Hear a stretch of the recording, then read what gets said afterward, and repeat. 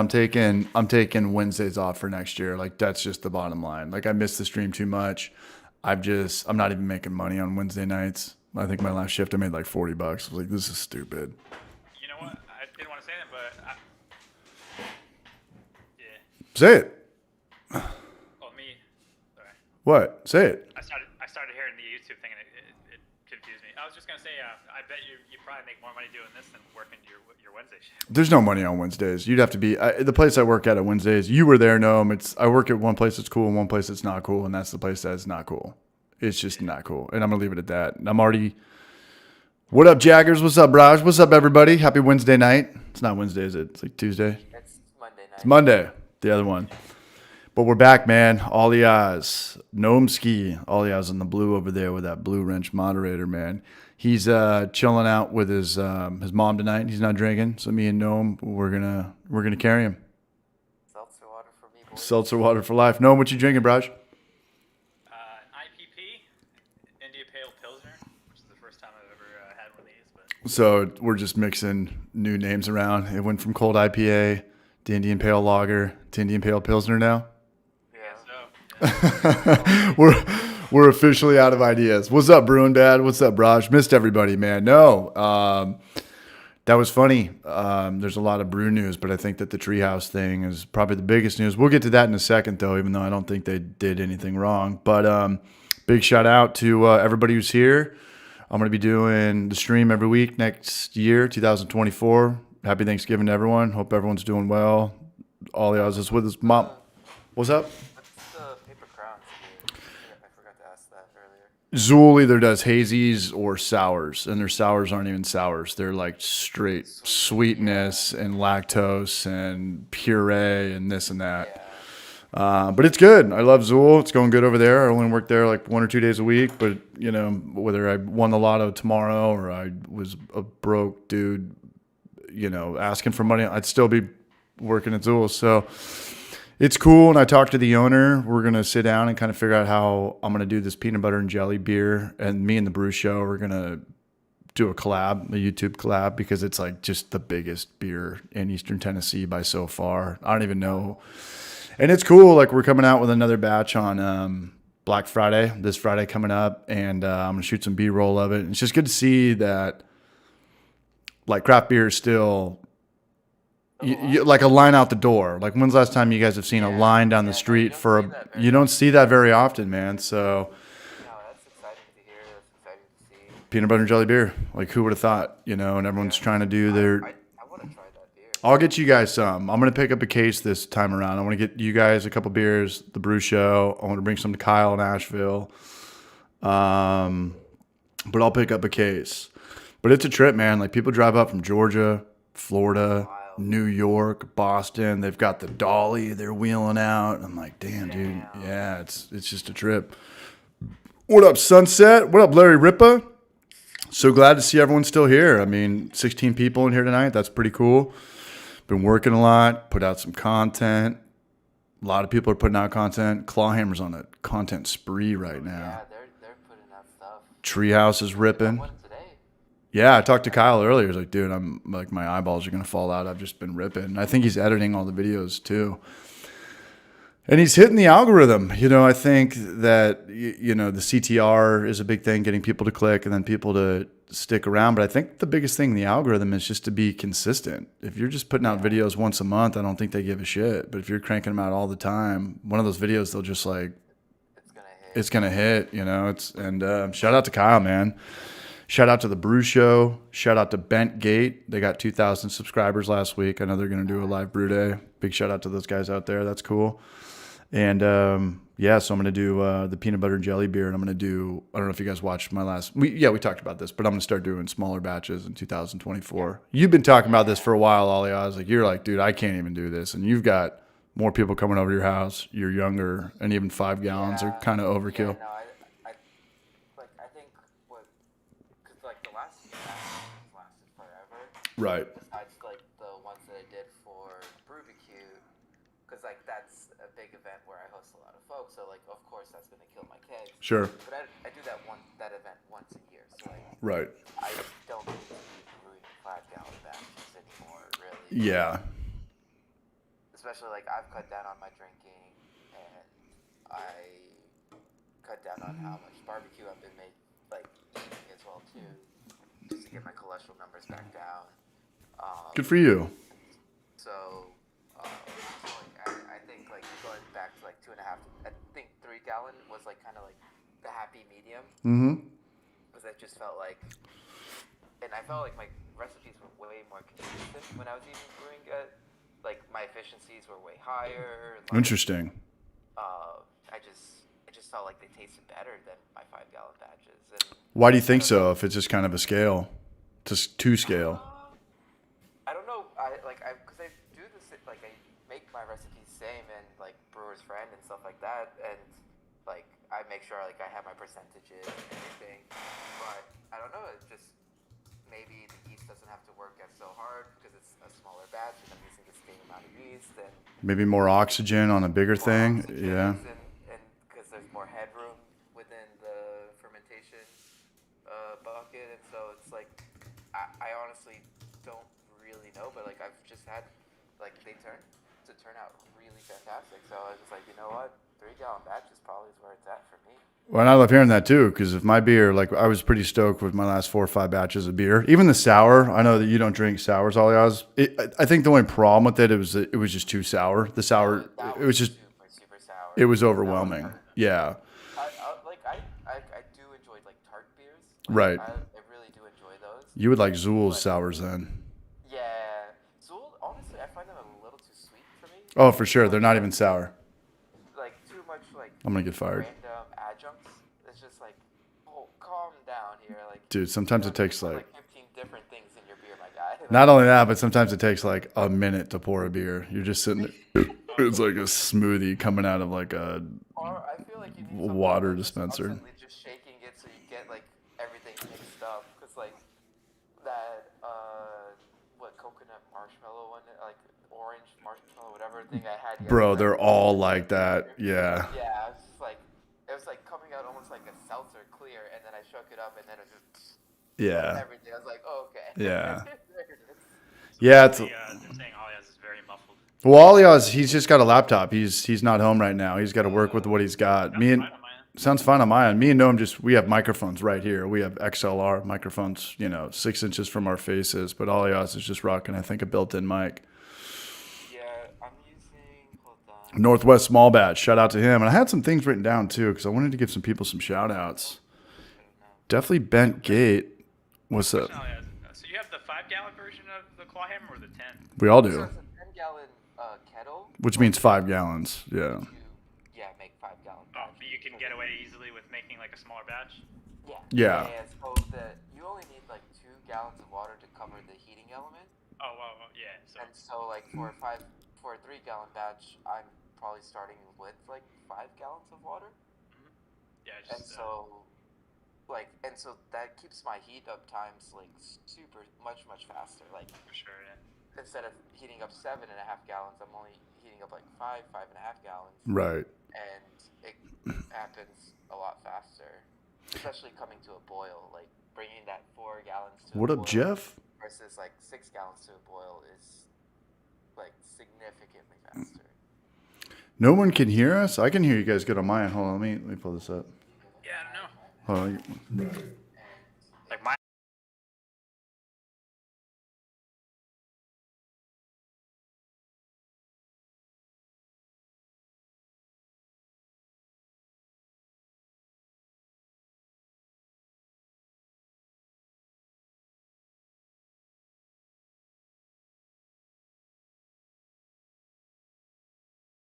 It's on my end. It's on my end. I got to play around with it a little bit. I can hear you guys good.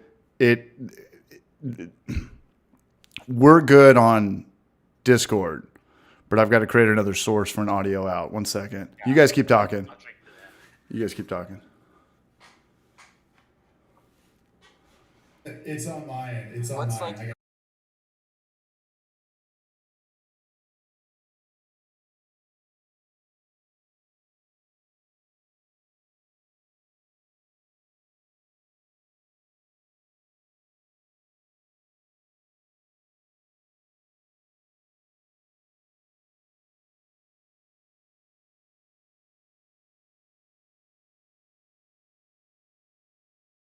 On my end, boys, I'm dealing with it right now. It's always something. So I either have to pull it in through the speakers or the headphones. I think this should do it. Can you hear me now? Can you hear me now? What's up, everybody? 27 people here, 10 minutes in, man. Monday nights. What's up, Troy Leach? What's up, Park It on Your Chin? Terry T. Rex. Benjamin Smith. Boys, I'm dealing with it right now. I think we're good now. So I either have to pull it in through the Cool beans. Park it on your chin. That's amazing. When Beanie Beard Guy talks, it shuts everyone off. Oh, interesting. Beanie Beard Guy. I'll take it. Eat and chill. Could be worse. I've been called Right. worse. I've been called worse. Yeah, I think we're good. Gentlemen. Can you guys hear us? Can you guys see us? I can hear you. No, I think we're good now. I think I got it all figured out. But Sounds good. no, I'm in. Ollie has one more thing about the Clawhammer system is that you can just take the heating element out and just put an end cap on there on your tri clamp, and then just do Right, if you wanna- just have a filter in there, whether you want to do a bazooka or whatever, Yeah. a false bottom it any which way, or don't do what I did sometimes. I used to brew and I wouldn't even have a false bottom in there, and I would just use a strainer as I would transfer it, just collect all your shit in there. Yeah. Yeah, much better. What's up? Thanks, guys. Jaggers knows what's up. What's up, Usachi? 1969. Jeff Joyce, you'll take it. That's what he said. Boom, boom, boom. Ben Smith, what's up, brother? Wow. Stephen Plass, man, the barrage, always showing love. Yeah, but quick little update. The stream will be back 2024. It'll be every Wednesday night. I missed y'all too much. It was too much fun. It's one of my favorite nights for sure. It was a blast, man. It's good. We tie it on pretty good when me and we're friends. Me and these guys are friends. We party and this and that. And then there's kind of the more, I don't know, you get like Brulosophy on, or you get Adam Makes Beer on. It's a little bit more, less of a happy hour, more of kind of like an information, real podcast. Right. But it's always awesome just to mix it up, just to be on in general, And shout out to Gnome for doing the live stream on the brew days, man. That's it's tough to do by yourself. And I talked to the brew show and he's like, yeah, I want to do more, but I want to have a guest on. It's just a different vibe when you're by yourself. And then when people come on, it's just effortless. It's just easy. Yeah. You're just shooting the shit. It's Northwest easier to Small keep that Batch. conversation going and 100%. stuff. Yeah, 100%. Hey, Northwest Small Batch, much love, Braj. Thank you for the super chats. Always showing love to everybody. Big shout out to Steven out there in the Pacific Northwest. We got Orlando in here. That's my Johnson. What's up, doggy? Casey Metallic, Jacob. Sniper in the tower. Back off, War Child. Northwest to the rescue. Yeah, so I'm going to do that a little bit. And all I'm stoked that that gives me confidence that if I scale down, the beer is at least going to taste as good. It's gonna taste at least good. Yeah. At least as good. Right? For The sure. scaling up is where there's just more room for error. And I think the scale up on some of my recipes is like some of like my bigger recipes that like have a lot of hops and stuff like that. I think it's kind of where it gets a little bit trickier. Yeah. But like wheat ales and things like that have been fine. And same with the sour beers that I've done. Those have been great. But I think like, oh no, my last few hazies were pretty good at 5 gallon. But I was doing no chill, and I really, really like that no chill.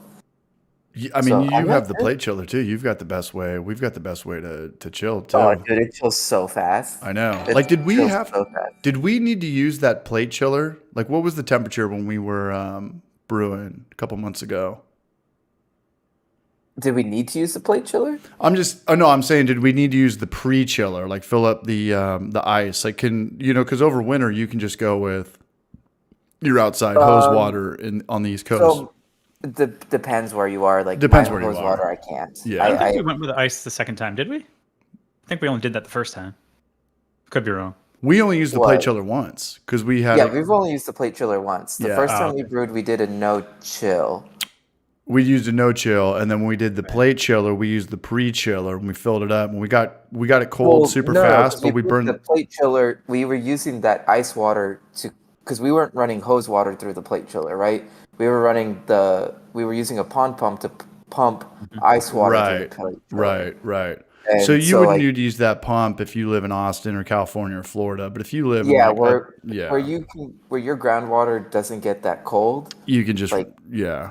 that's the way to go. Because like the problem is like our groundwater in summer is like 78 degrees. Like, Sure. that's as cold as it's gonna get. Yeah. Like, and when you want to get beer down to 60 something degrees, that don't work.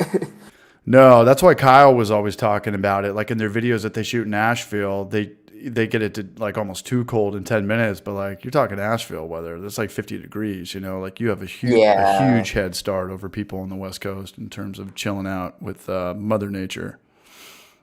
Yeah, it all depends on like, and so like I had to make that kind of contraption because of like my You live in groundwater. Austin, Texas. I mean, you live in Yeah. one of the hottest places in America. Patrick Yeah, Sandy, what's and up, man? Me and Nomad. So that's why I was able to figure that out. And like I had talked to Emmett about it. Look, I'm and gonna be he's honest. like, I've I don't really like never beer heard that anyone much. do this. So I was like, all right, I'll figure something out. Yeah, but Emmett's always lived in like Colorado or Yeah, Asheville or he's Denver. never needed like he's never worried about like his tap water being too warm. No, he's always been in that Aspen vibe. But no, I love the Clawhammer system. I made that video organically. I didn't really want to shit on anything except for Mr. Beer Kit. But other than that, I had a good time. On those. I hate Mr. Beer Kit. It's like as expensive as an extract kit too. They're like $70. Yeah, $75. and just no information. Like you can't really learn from it, right? Like, if Exactly. you want to make it as a party trick, fine, whatever. Right. But like, if you actually want to understand or learn anything from it, that's You're the not. worst thing you could do. The only thing you're going to learn is patience. The only thing you're going to learn is to take your sweet ass I don't time. think you're gonna learn that much patience because you're like, fuck it, I'll just drink it. Just now. go in there and just drink all this sugar water, this 2% beer, malty bullshit. No, I've gathered all the ingredients to make your coconut stout. Can't wait to brew it. That was with coconut shavings. You buy like a 3-pound bag, 4 pounds. 4 pounds. Yeah. What's that cost? Oh gosh, I forgot. $30. Maybe like, no, less than that. I think it was like maybe 5 pounds a bag or something. 5 pounds, bag, $5 a something. pound. I think so. Yeah. So $20. Is it? Yeah, something like that. I don't know. That's weird. The fruit's like the most trying to expensive think. part of beer now. Is that how much you said? I thought you said more than that. I'm sorry. I don't know. No, it's shown. No, said sorry. Drink. All he has seltzer water. That was be back, a though, great beer, boys. but that was a pain in the ass to like. So forcing those mesh bags through the opening of a keg is not fun. Took me a while. Yeah. I feel like coconut's going to be like a pretty popular thing in 2024 in beer because everyone always knows it as like a stout or a macadamia coconut stout. Right, but introduce also that Great. it's starting to get popularity with like the hazies, sours, and sours and stuff like that. Yeah, hard seltzers. Yeah. Who kills it the hardest for the hard seltzers? Just the citrus stuff, lemon, lime. yeah. I still think like the White Claw citrus and stuff like that. All Yeah. those because That's- they're like making like margarita hard seltzers Right. and like ranch water hard seltzers, and those are all gonna be your citrusy, fruity flavors kind of thing. Yeah. Patrick Sandy, anybody brewing this weekend? Are you guys brewing this weekend? Let us know what you guys are brewing. I've got a San Diego trip in 2 weeks. I'm just trying to edit and get some content out, but I'm gonna brew when I get back. But Yeah, when I'm back home, I want to brew. what's up, Nomad? What's up, Nomad 1004? Oh, my Juvenal favorite. Hernandez. Hey man, fun fact: when the stars align, because it's the happy hour. Much love, Juvenal. He's always showing love. The Absolutely. SoCal Barrage. Wow. Cresswell making a hef. Right on, man. It's good to see hefs are still in the conversation. You know, I felt like that's a style that kind of fell off. I mean, it's obviously been around for thousands of years, very popular in Germany. But as far as like the big craft beer movement, they were there like 2015, 2016. They were like one of the early ones that like got Yeah, Hellas, popularity. Hef. I mean, even before that, I remember Pyramid Brewing Company made a Hef and Apricot Ale, and all these fucking crazy white people from San Diego trying to say Heffenweizen or Heifenwitzen. Oh, yeah. Heifenweizen or yeah, everyone sound like the bad guy from Inglourious Bastards. What's up, 108 Ales? Brewing on a Tuesday, Imperial Stout. Yeah, man. I mean, Imperial Stout. I mean, that's just back to what we were talking about. 100 100 gallons. Jesus. Good luck with that. Yeah, he works for a little brewery. Oh yeah, he's that. Right I on. was just like, Yeah. is he just bootlegging like crazy? Goddamn. Yeah, all it is, even if you are drinking a lot of beer, you know, I think I've cut down a little bit.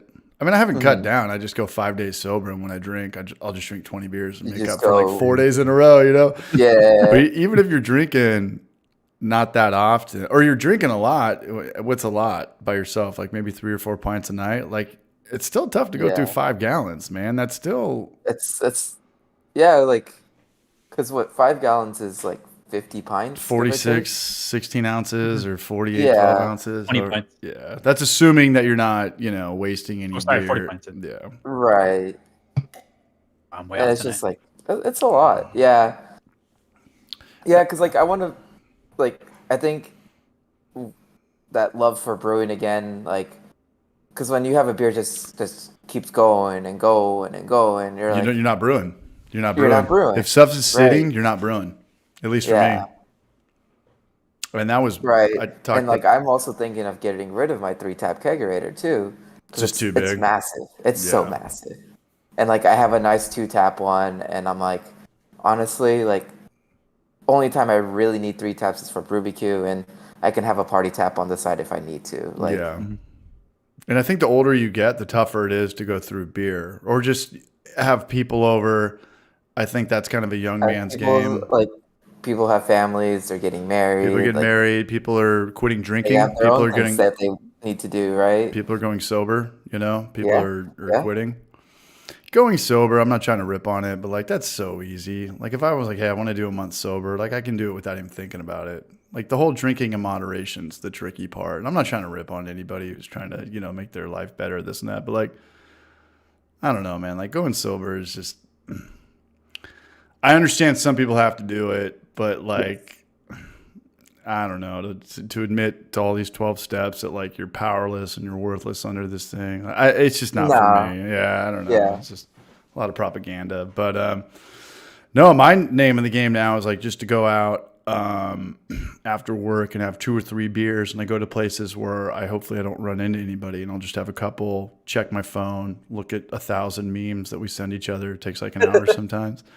And then I'll get out of there and I'm like, okay, I had 3 beers. That was $15, tip 10, time to go home.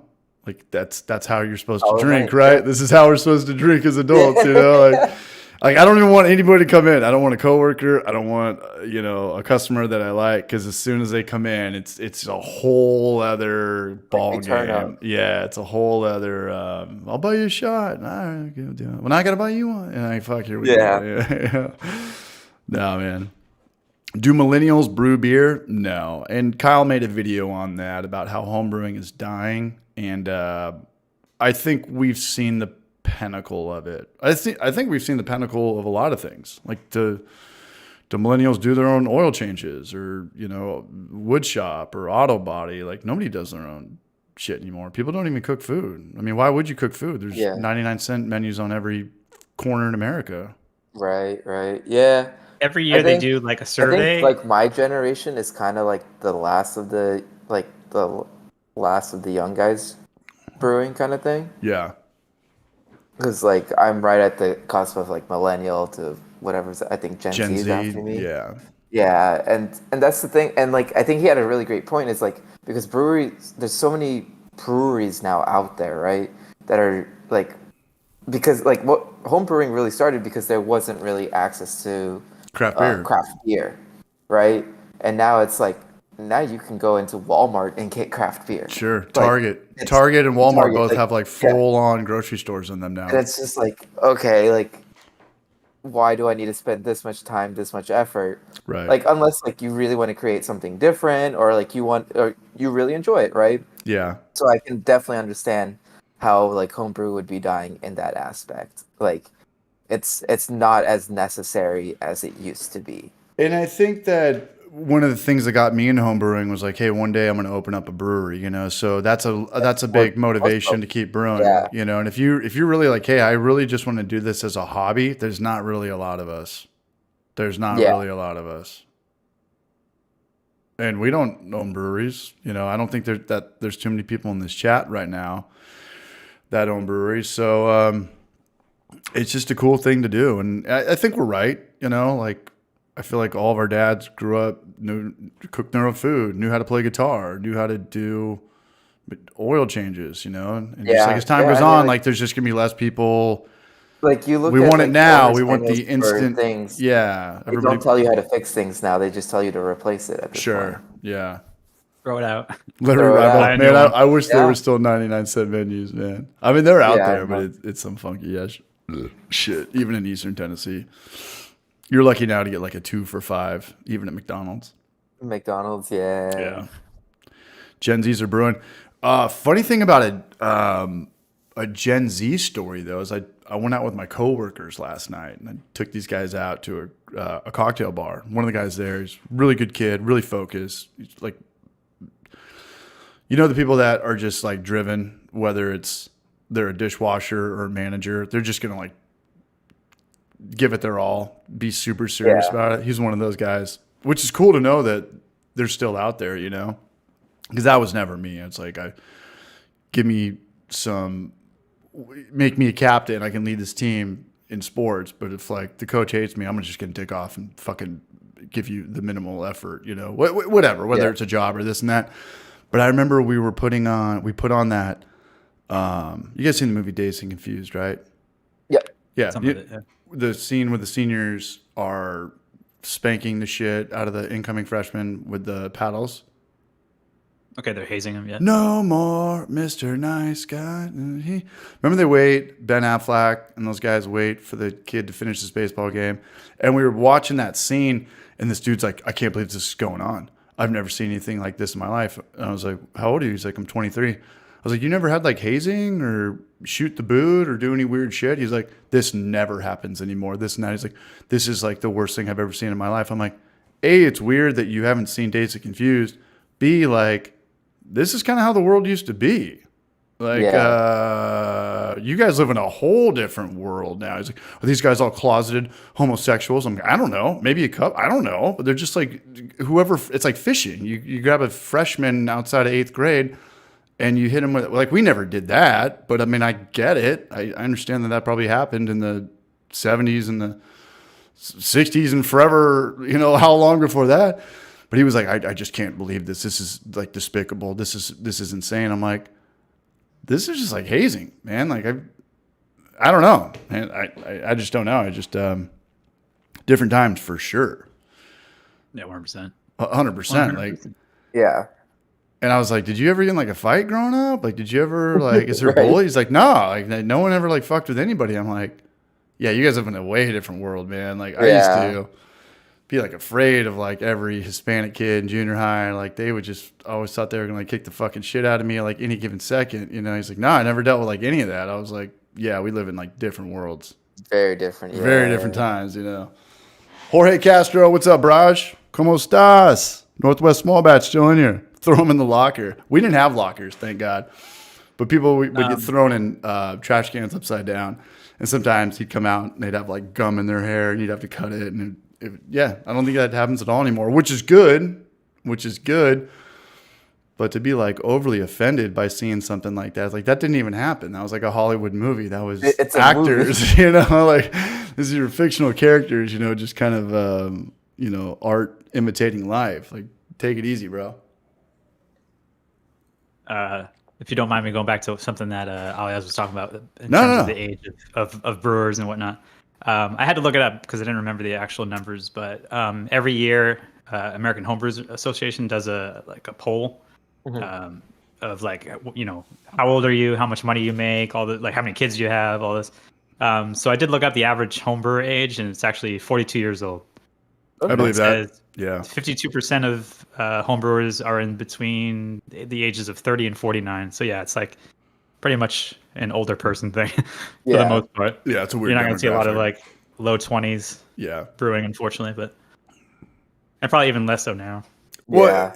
young people can't really even get into home brewing because it's kind of expensive. For one, I mean, you're going to need about $1,000 to start. What I've learned about YouTube is people want videos now. Like people want how to make wine at home with the shit that they've already owned. How do we right. ferment some Tapache thing without buying $1,000 grain I father. think out of like all the like starting fermentation stuff, beer is probably the hardest one I think to get into because it requires, I feel like a bit more like, especially if you go all grain, right? If you go all grain, It's expensive. it can be expensive. Like even if you do brew in a bag, like a kettle, like you're gonna need at least an 8 to 10 gallon kettle, which is not cheap. You can maybe find them on Craigslist, but they're harder Right. to find still. And all that, you're probably going to buy the wrong thing. It's not going to have like Right. a ball, And then a valve. On creating it. recipes is not the easiest thing, and you can't just copy someone's recipe verbatim because their efficiencies could be different than yours. Right. How they hold their temperature could be different than yours. Right. Whereas like things like cider, wine, like you literally just dump in a bucket, throw yeast, and forget about it. Buy it from the grocery store. Just grab like a Right. Martinelli's or a Mott's. Yeah. Yeah. Like, and so, and I think that's also the barrier to entry for beer. I think is harder than some like the other fermentations. But here's what I know, and I've been cooking a lot of food recently. I've been working at a bar. I've been bartending. If you can brew beer, that rolls over to food like a motherfucker. It goes very well. Yeah. And I'm making this bartending video. I got a new camera too. I got a camera that shoots. Yeah, I saw you send us a picture of that. Yeah, it's pretty cool. It's a Sony A6100 that shoots Nice. 120 FPS, which means like super slow motion.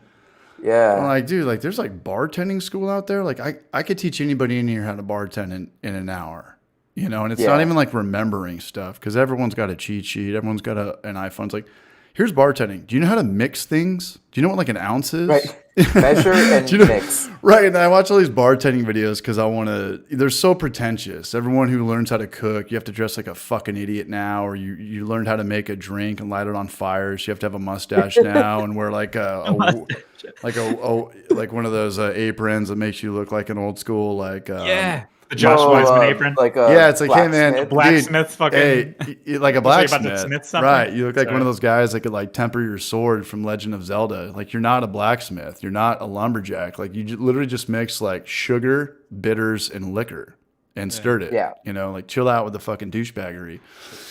And Especially when people like get super, super like picky, like, oh, you have to make an old fashioned like this. No. If you don't do it, dude, it's like, okay, calm down, my guy. The ultimate Karen. No, like I can. Yeah. And the thing about mixing The drinks, gatekeepers too.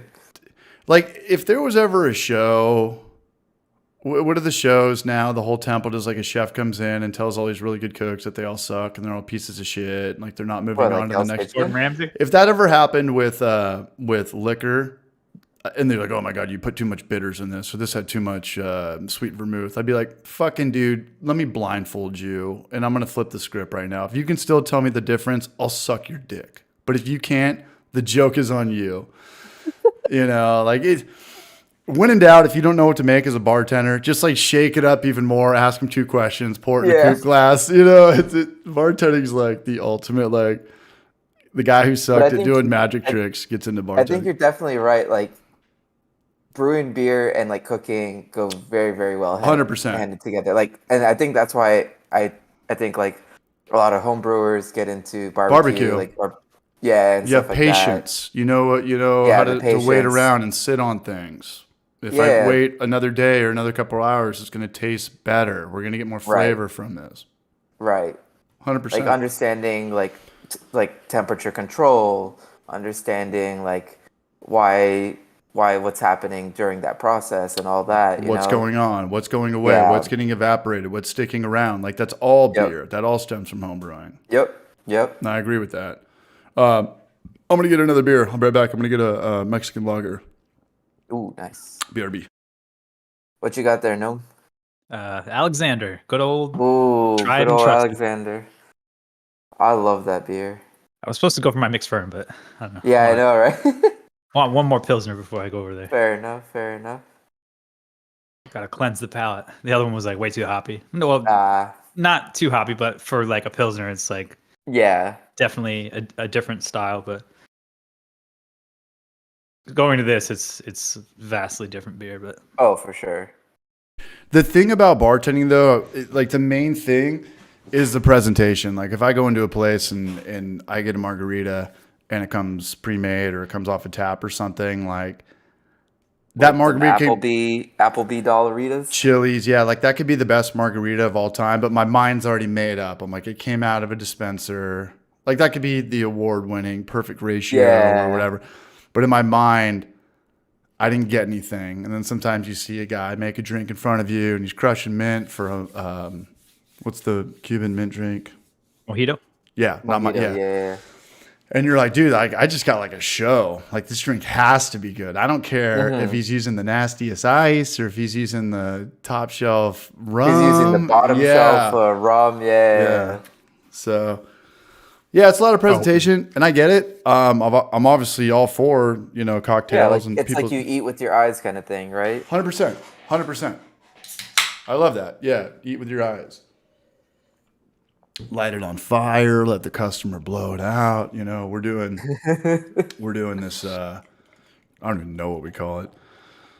I don't even know what it is, but we make it and then we light this marshmallow, put it in a coupe glass, put it on the drink, and let the customer blow it out. And they're like, "Whoa, it's like the best drink I've ever had." I'm like, "That's fucking like Bailey's Irish cream." With a Chill. flaming mushroom. Oh, With a mushroom. flaming and we Flaming- and we flaming crushed marshmallow. up some cinnamon toast crunch. We just beat it up and we made crumbles over it and we dipped it on the top, and that like blew your mind like the first person who's ever had red wine in Italy or something. It's just system overload. What's up, Huveno? What's up, Jaggers? Hey, at the end of the day, man, I'm all for it. Live your lives.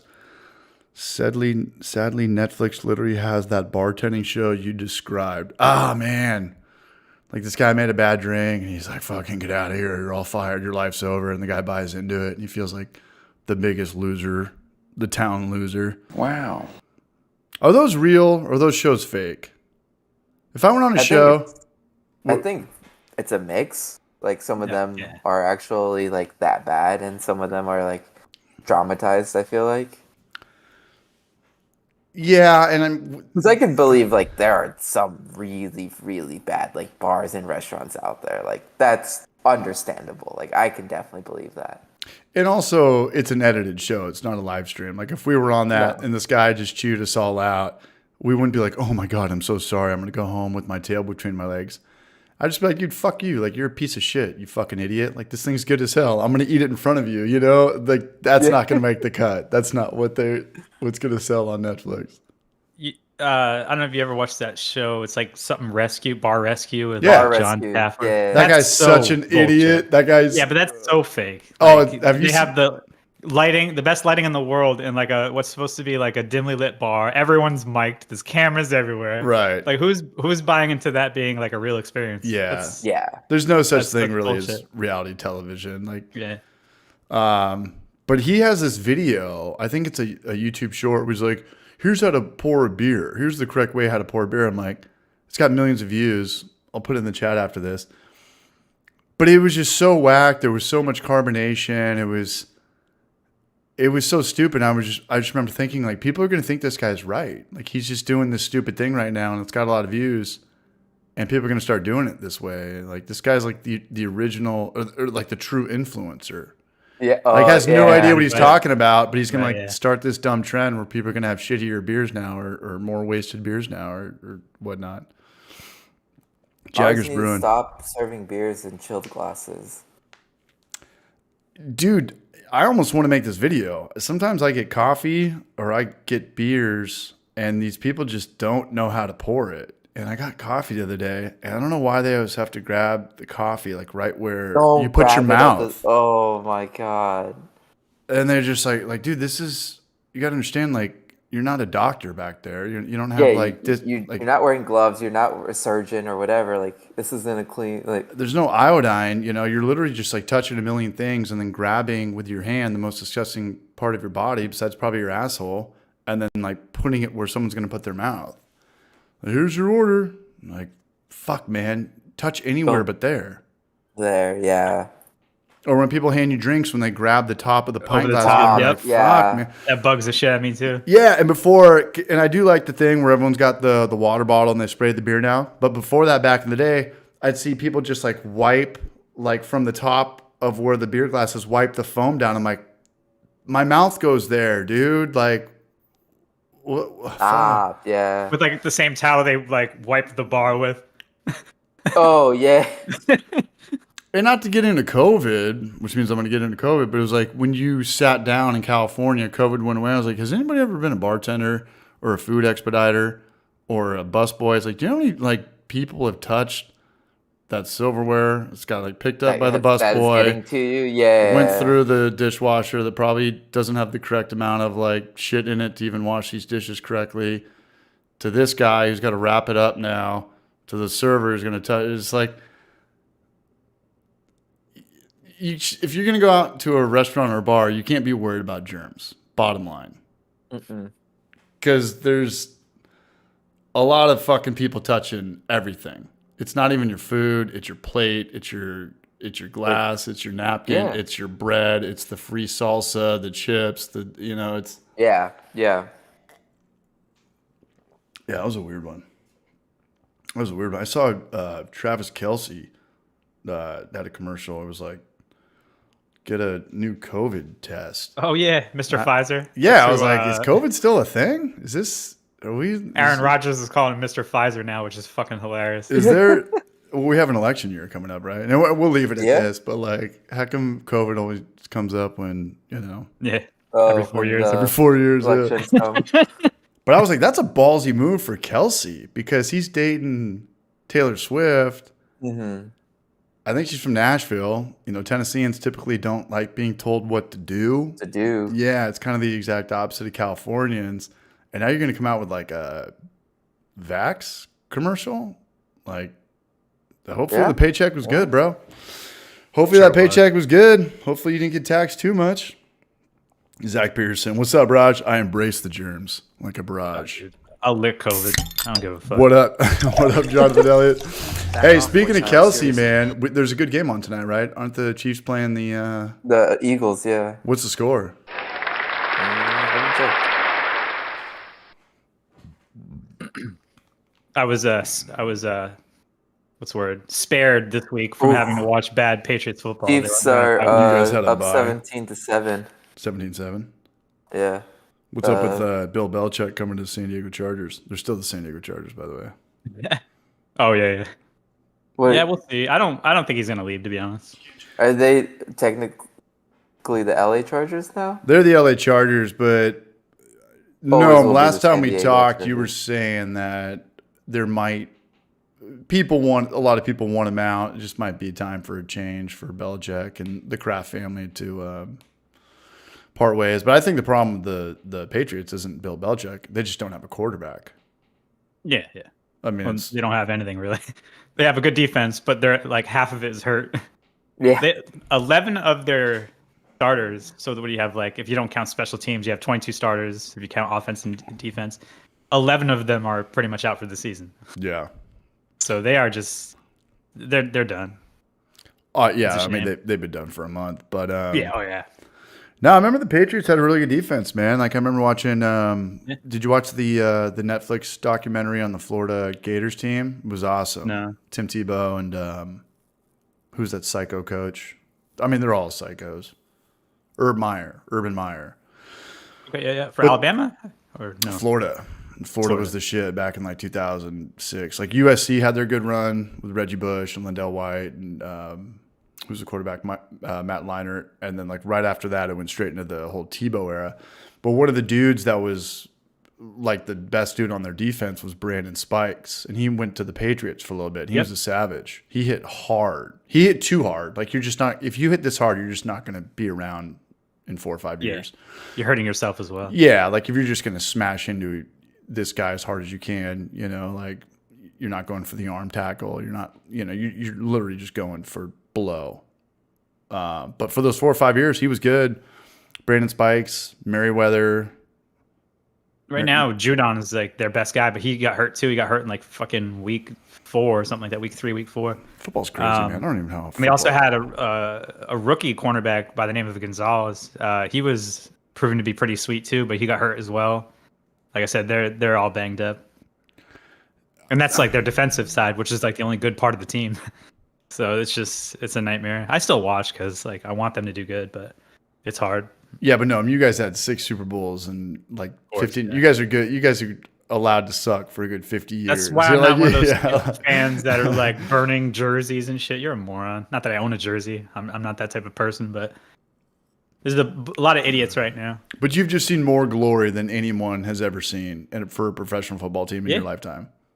And not even that, just the city in general. Like, I'm not from Boston, but might as well say like the Northeast Boston. Sure. Like across pretty much all of their sports franchises have been very successful throughout the years. So Kevin Garnett, Ray Allen, Paul Pierce, the Celtics, beating Kobe like literally all Bryant, the teams, like even the Bruins. I would put in Bruins, that list. yeah. Yeah. And we talked about this. Who was the quarterback that was on the Falcons forever? Lost in the Super Bowl. Matt Ryan, Matt Ryan. Yeah, he was the man at Boston College. Like they were even Yeah, good yeah. for a little bit. Matty Light, Matty Light. or Matty Ice or something like that. I forgot. Yeah, I think it was Matty Ice. Aaron Hernandez guarded him in high school. That's my Johnson. What's up, Orlando? I'd imagine that dude was a fucking beast to guard at any level. Peyton Manning is the GOAT anyway. Yeah, 100%. I love Peyton Manning. I loved watching him come out with Dolly Parton. And we got smoked by Georgia. Georgia's probably going to end up winning it all this year. But it's cool when you have a good sports team because it pumps life into craft beer, restaurants, the town, morale. People go out. But this year we lost to Florida early. I don't even think they were ranked, and it kind of just screwed up the whole season. And our quarterback sucks. We were way better last year. I'm talking about UT. I'm talking about the Volunteers. Yeah. So it was just like, I don't know. The spread for Georgia last week was 10. Should have been 20 though. I called it. I was like, we're going to lose by 30. As soon as we get down, the game's just over. We don't have a guy that can come back and this and that. Right. But it is cool to be around like a good sports team city when you are rocking and rolling, because it doesn't matter if you like the sports or not. Like you could hate the sports, but trust me, like people are in better moods. Like production's up, girls are fucking looking prettier. You know, people are just more happier and shinier, and then it goes the other way when you lose. So I would imagine Boston was like a pretty epic place to live 10 years ago. Yeah. Was that a I'd say weird? it still is. But like with the Brady era and Edelman, and Yeah. before that you had Wes Welker and Gronkowski and Aaron Hernandez. And the Red Sox with, were always in it. hockey And the stuff Red like that, Sox. too. Manny Ramirez, David Ortiz, like the two scariest guys ever for pitchers. They're both on the same team. Usually hitting back to back too. Or I think Yeah. maybe Manny was hitting 6 at the time. I forgot, but you got 2 like Hall of Fame status like players in the lineup. Yeah, like you have pretty much an all-star team, you know. And I remember watching an all-star game one time, and like half the team was the Red Sox. It was like Youkilis, second baseman, like 4 That was guys. the Dodgers every year. That was the Dodgers, yeah. Yeah. And you guys won what? 3 World Series since 2004? 3. 2004, 2007, and 2013. 2013. 2018 too, I think. 2018, because that was our guy, Yeah. the shortstop on the Padres, has a championship with you guys. Xander, yeah. Xander from Holland. Yeah. But any which way. Yeah, Sorry, what's up? It's gonna sound bad saying this, but I actually forgot about the 2018 season. That's how like Why? know, That wasn't like the COVID ripoff season that the Dodgers won. Hey! All the memes last year after I don't know what the deal is with Clayton Kershaw is, but he's like statistically the worst playoff pitcher of all time. He really is, because he's so good in the Really? regular season, and then he'll just give up 5 runs in the first 2 innings. But that meme of Dave Chappelle when he's the crackhead character, he's like, "Hey, can we get some more of those 60 game seasons?" You know? Oh yeah. Yeah, Yeah, that was a weird year, man. Playing in ballparks with nobody in the like fake cardboard cutouts in the stands. I never want to see that again. I never want to see that ever again. And I could say the same for UFC. Buying a UFC fight and there's no crowd. You're like, this is weird. It's This is weird. stupid. They're pumping in like fake crowd noise and shit. That was weird, man. The whole like Stupid. COVID thing was fucking. It'd be funny if they just like weird. ended up like there's a big hit and they just Dustin accidentally press Pedroia, yeah. the button for a sound for a laugh track. Yeah. Like from like Friends or like Applause, yeah. Family Guy or some Yeah, shit. Seinfeld or some shit. Your job's a joke. You're broke. You're never getting laid. Yeah, just whatever. But it was Pedroia, and then maybe Johnny Damon was in some of those All-Star games as a Red Sox. Yeah. Wouldn't doubt it. When was- he was with the Red Sox, he was pretty good, and then he went to the Yankees and he just stunk up the play. That's a weird move to go from the Red Sox to the Yankees or vice versa. Especially when he had long hair on the Red Sox, then he gets shipped over to the Yankees and he looked like another person because they have like a clause in their contract where Yeah. if you're a part of their team, you have to be like clean shaven. You can have basically like Air Force or Navy rules. You can have a mustache but no beard. Like your hair has to be like well kept. You have to like wear a suit. Fuck that. Did you see when Poppy bought Derek Jeter a jersey a couple weeks ago? But it was a Red Sox jersey with Jeter on that, and he just grabbed it and threw it away. Yes, I get that out of my sight. That's hilarious. Yeah. That's my Johnson. Xander is from Aruba, not Holland, but Aruba is owned by Holland. I just know that Xander can speak 4 languages fluently. Yeah. He's pretty brilliant. pretty cool. Yeah. I mean, so if he's from Aruba, that makes sense because like It's owned. Yeah. they speak so many different languages. Dutch, I think, is their national language. I believe. Fucking No, Olios has the T-shirt it's- on right now. I ain't arguing with Olios about anything. Oh, right, Arubian. yeah. It's I can't pronounce it. thought it I'm was gonna Dutch. Butcher it. Oh, they It's- have like their own that's native language. They have their own native language, and it's like Dutch derivative. But some but they pidgin. all do speak Dutch. They all speak I think Pidgin it's Dutch. probably Tempo or something like that. You'll have to look it up. But and then speak English as well. A lot of them speak Spanish, Portuguese as well too. Like they speak so many different languages down there, Yeah. and they're taught all of this in school too, because like Aruba is like their number one capital is like tourism, right? And so they get people from all over the world, and them knowing other people's languages makes things a lot easier for them to host. Like, be like, okay, we have a whole Spanish Right. team to do this. We have a whole people who can speak these languages, and then they don't have to do separate excursions. They can just mix people and be like, I can talk to each and every one and translate for each and Right. every one. And it's like it's wild. Smart, you know. No, these guys are real. They really know what they're doing, and their hospitality is fantastic. Super nice folks, super great people. You were And- there like a year ago, yeah? I was there for New Year's. Yeah? Coming up on a year. Yeah. You recommend it for sure? Oh, absolutely, absolutely. Dollar Would love goes to go far. back again. It's not as cheap as I thought it would be. Like It's an definitely stuff- island. Yeah. It's an island, It's an but island. like Islands are honestly, expensive. like you get an Airbnb with a few of your friends, and you can take those bird scooters all around, Oh, yeah. and that's the best way to get around town. And then go to the beach, go to the bars, have a good time. There was a craft brewery there as well too that I stopped by. There it is. Oh, there it is. Yeah. It was. You weren't getting away that easy. I remember. Yeah, the right. First pump fake. I forgot what the name of the brewery was, but I got to meet the owner and the head brewer, and like I went back in the system. It was a 1-barrel system they have, Oh, wow. and they're like their kegerator. They had the 10.5 gallon, or cubic feet keezer. They made a keezer, and that's how they were pouring their beers. Those Not a pilot 5-gallon system. pouring This kegs. is their main pulse. Yeah. Yeah, and I was just like, it was so cool. Like, I got to go behind the bar. I got to talk to him. We shared stickers and contact information, and we've chatted every now and then and stuff like that too, which is cool. But yeah, super great place and super friendly folks. Is it close the to beers were- the Bahamas and like Puerto Rico? Yeah. No, it is near Venezuela, South America. Like, Got it. Right off the Okay. coast of like Venezuela, Colombia area. So where do you fly into?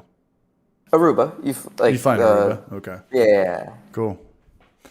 Where have I been? I did Yeah, Puerto they have their Rico. own airport. We got to do a trip, boys. We got to go visit Jorge or something down there in Yeah, and I'd East. love to. Never eat shredded wheat. Western Puerto Rico. Never eat shredded wheat. Northeast, southwest. Yeah. No, I mean I got that's San cool. Diego. You learned never eat shredded wheat. Ours was never eat sour worms. Never eat sour worms. Did you guys? I Yeah. mean, know him. He's a musician, and I hope everything's going well with your buddy and renting that place. But anybody who grew up learning music or playing piano, it was "Every Good Boy Does Fine," Everybody, Yeah. yeah. or "Elephants Go Behind Dead Flowers," or just however you could understand, how to read music. But Great music, yeah. There was another one too, which was if you're looking at the like staff writing notation. yeah, In between the lines is face, FACE. Yep. for the bass. Yeah. No, yeah, for like the notes No, that are in between. yeah. the actual line. Every Good Boy Does Fine is when it's on the line. You're talking, in between Yes. the lines. Yeah. Now, however you learn it is however you learn it. No, but I just had two groups coming to town. I had my dad coming to town, and then one of my good buddies from San Diego coming to town. Some kind of like, that's kind of my thing with my dad. Like, you come out and visit me in Knoxville, I'll come to you. Like, I wasn't planning on going on vacation in San Diego and spending fucking, a couple $1,000 before the end of the year and taking work off. But I owe it to my dad, and I do want to go out to San Diego. But after like this San Diego trip, I'm not going to go out there that often. But after this one, I'm down for like a Portland, Maine trip. Obviously, I'm always down for Asheville. Never been to Denver. Obviously, visiting Jorge would be awesome. Be Never- cool if we did like Rico. Massachusetts, like a Northeast trip too. Yeah, Visit I mean, home. And we talked about this a little bit earlier. Treehouse and stuff like that. Treehouse, and I think that they're taking some heat right now, and I don't think they should be. It just sounds like someone's kind of pissed off. But Noam, can you fill us in on what's going on with Treehouse? I mean, I maybe just have read what you read or you and Ollie has read, but it didn't sound that bad. Yeah, it's still early. They're getting sued. Doesn't mean they're at fault. You know what I mean? Right. Or doesn't mean they're guilty of anything. But yeah, I think you are actually spot on. It's just somebody that owns 2% of the company, and they see the people that actually put their blood, sweat, and tears into the actual company. And Nate brews the beer, so like I kind of talked about with you guys, like he deserves everything he's earned. Right. So I guess that dude sees this dude like probably buying a nice house and a luxury car or two, and he got pissed. I don't know. He's all taking it personal. He's all emotional about it. But to me, it just reminds me of that Social Network movie. That one Andrew Garfield guy that's like, they're just trying to filter him out and get him a little bit less. And it's like, hey man, like, I understand we started this company 2011 or whatever when we were small, and we were like, hey, we're 50-50, but as time goes, there's just maybe better people for the job and more people are expendable. And I understand both sides of it, but for Treehouse to be on the cover of, whoa. Yeah, I heard that through your speakers. Yeah, that was a $100 super chat from Stephen Plass. Damn. Oh shit. Okay, now we're really going to Puerto Rico, man. Stephen Plass. Now we're really going. Much love, man. Stephen Plass is always showing love. That's a big one. I haven't seen the cat with the 3D goggles here in a minute, man. Welcome back, fellas. I missed this. Happy Turkey Day. Big shout out to Stephen Plass. Big shout out to Turkey Day. Happy Thanksgiving, man. Much love, Yeah. Steven, man. Thanks for still being here and watching, man. That was I'm fucking gonna put awesome. the link Damn. in the chat. Yeah, I was just about to look for that. If you can post that, that'd be great. What do we? Yeah. The Treehouse link. Yeah, Yeah, it's I on went Mass ahead and Live. posted Okay, that. Yeah. Mass Live, yeah. Forget Treehouse, man. Let's get some more of these goddamn $100 donations in here, man. Stephen Platt. So another thing I noticed in that story, Thank you, which, Stephen. Much love, man. Happy holidays. Cheers, Braj. Cheers from Knoxville. Boom. which I don't doubt for a second, but it's estimated they bring $143 million worth of revenue to the state per year. I think it's per year. Yeah. Wow. From people traveling out of state, people like buying hotel rooms, going to No. restaurants, all that shit.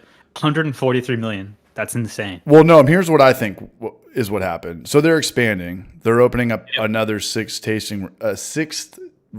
it's not even a tasting room. These guys own like fucking golf courses. These guys own like oceanfront places, Cape Cod, New York. But so this is the first time they're expanding outside of Massachusetts, which is also pretty big. This is the New York one is the first one. This is going to be Yeah. the first one outside. Okay, so this Well, guy's unless now. you count Connecticut. But Connecticut is a little different. It's a farm plus a cidery, so it's not really like it's a kind of a little different. But Right. so they technically do own property outside of Mass. But So these guys are expanding, spending money, and now they're moving into a new state. Now he's really pissed off. Now he really wants to let you know that where's my cut? he's That's what he's angry. thinking.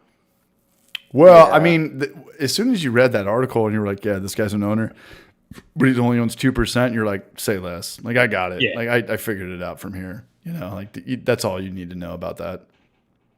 Stephen Plass, man, much love. I'm gonna go get another beer and chug it for Stephen Plass. I'll be right back. And Stephen Plass has a question for Noam about the farm in Connecticut. I still haven't gone. I've been meaning to go. It's like an hour and 15 minutes away from me, which isn't bad. But actually, it's like the same distance from me to go to either the Charlton location or the farm. Oh, So- really? It's not even kidding, like almost to the minute. So Damn. I might do that soon. Well, actually, it's probably gonna be out of season now because it's cold as Yeah. shit. But it's dropping down to 22 degrees tonight, man. I'm not ready. Oof. Yeah, when I was in Mass, it was actually really, really nice when I like came through. Yeah. And then it was until like I left, it dropped into like the day before I left and the day I left, it was like in the 40s, and I was like, yeah, now I'm feeling it. Dude, But- so Brew Show came like the second week of October, and we Yeah. were sitting on a picnic table with fucking short sleeve shirts on. Like it was Yeah. beautiful. Yeah. Blew my The mind first- because that's not normally the First case. like few days I was there, I was in t-shirt and shorts. It was fantastic Yep. weather. Like me and my bro went out for a walk, like through the downtown. It was just so nice, so nice. Yeah, it Like really even was. when I went to the concert that night, like I was just like, I'll wear a Hawaiian shirt and shorts. Like I'm good. Yeah, we had a nice kind of just this summer and like kind of like stretched on, which I'm more than cool with. But Yeah, I think we're gonna have a absolutely. brutal winter because our last Yeah, three that's winters usually were what very, that very means, mild. right? Winter is coming. Well, our last three have been like mediocre. Like I think the last winter we had 2 snowstorms, one of which wasn't even bad at all. Like the next Yeah. day there was no snow on the ground, so we're due. Hey, speaking of due, where's our next trip? Are we going to Portland or are we going to visit Jorge? Is it summer down there when it's winter up here? I have no Puerto idea. Rico I isn't know that that- far south. They're like they're like north of the equator. Jorge, we're coming down, baby. Scoot over. It's going to happen. I know first half of March is pretty busy for me because like I got Barbecue Austin, and then Yeah, I'm supposed to go to Europe. a big race after that, the weekend after that. But after that, I'm free. Let's get it going, man. I want to shoot some more vlogs. And I bought this camera, this Sony Yeah, put it to A7. use. Yeah, to kind of motivate me to like, let's put out some content. Because I didn't do shit for Homebrew for Life this Get year. some golf vlogs in there. Let's fucking go. Let's fucking go. Jorge Castro, no. Hey, come on. Hey, Jorge, scoot over. We're coming down. No. No, you're not. Jonathan Elliott has become a barrage. Much love, Jonathan. Keep us posted. I got to get him on. He's opened up a brewery up there in the Pacific Northwest, Astoria, where they filmed. Hell yeah. What's the best movie from the 80s? Not Ferris Bueller. The other one? Corey Haim. Sloth. Goonies. Wow. Goonies. Back off, war child. Seriously. No, but you Never got into sapping that on. movie. What? Never got into that movie. Yeah, I'm not a fan. Oh, don't tell me that, man. That movie is like fucking MySpace top 8. Yeah, I don't know. I can't What? even think of really any like 80s movies that I was super into. I'd have to think about that for a while. Ferris Bueller. I'm sure I It can, was I'm sure I can come up with something. Revenge of the Sith. Revenge of the 80s, Nerds. I think. I don't know, 80s had man. the best My- movies. What are you talking about? I'm very selective with what I'm into. I know that sounds weird, but I don't know. That's fair. The meme where my buddies send this to me from time to time. You guys have been out with me, and I hit on girls at 10 o'clock. Sometimes they're Stifler's mom, plus size women. And all it is, you know what I'm talking about. But I there's remember when we were at Mob. Yeah.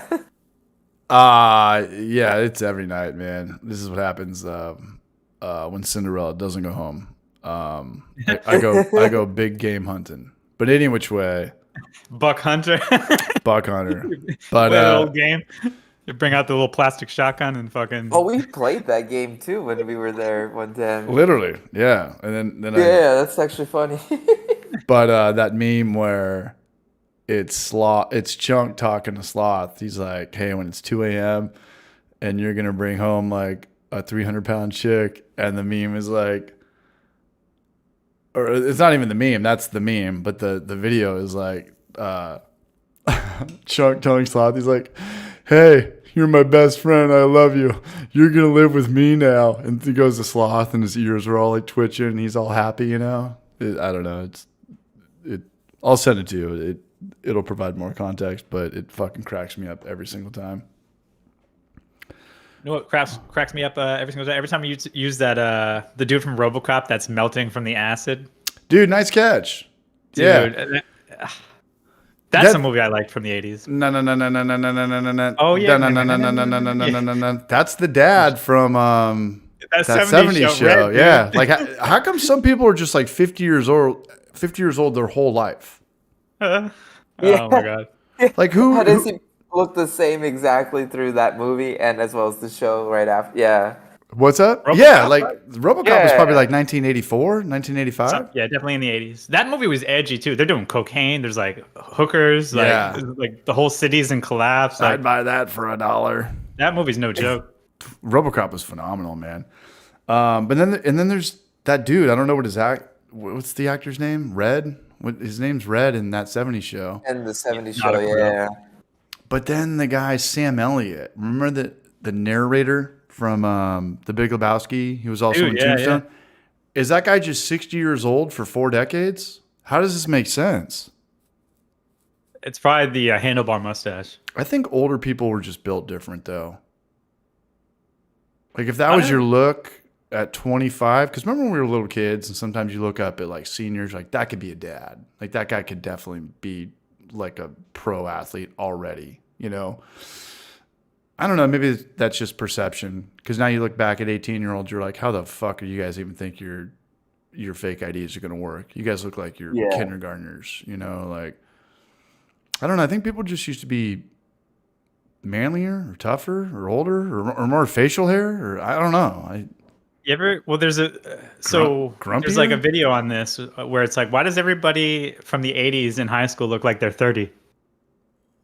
Like they all look older. They all look like way more mature than they really were at the time. And like now you look like at a high schooler and they look like a little kid. They look like nothing. They look like Even Stevens. They look like Shia LaBeouf from Even Stevens.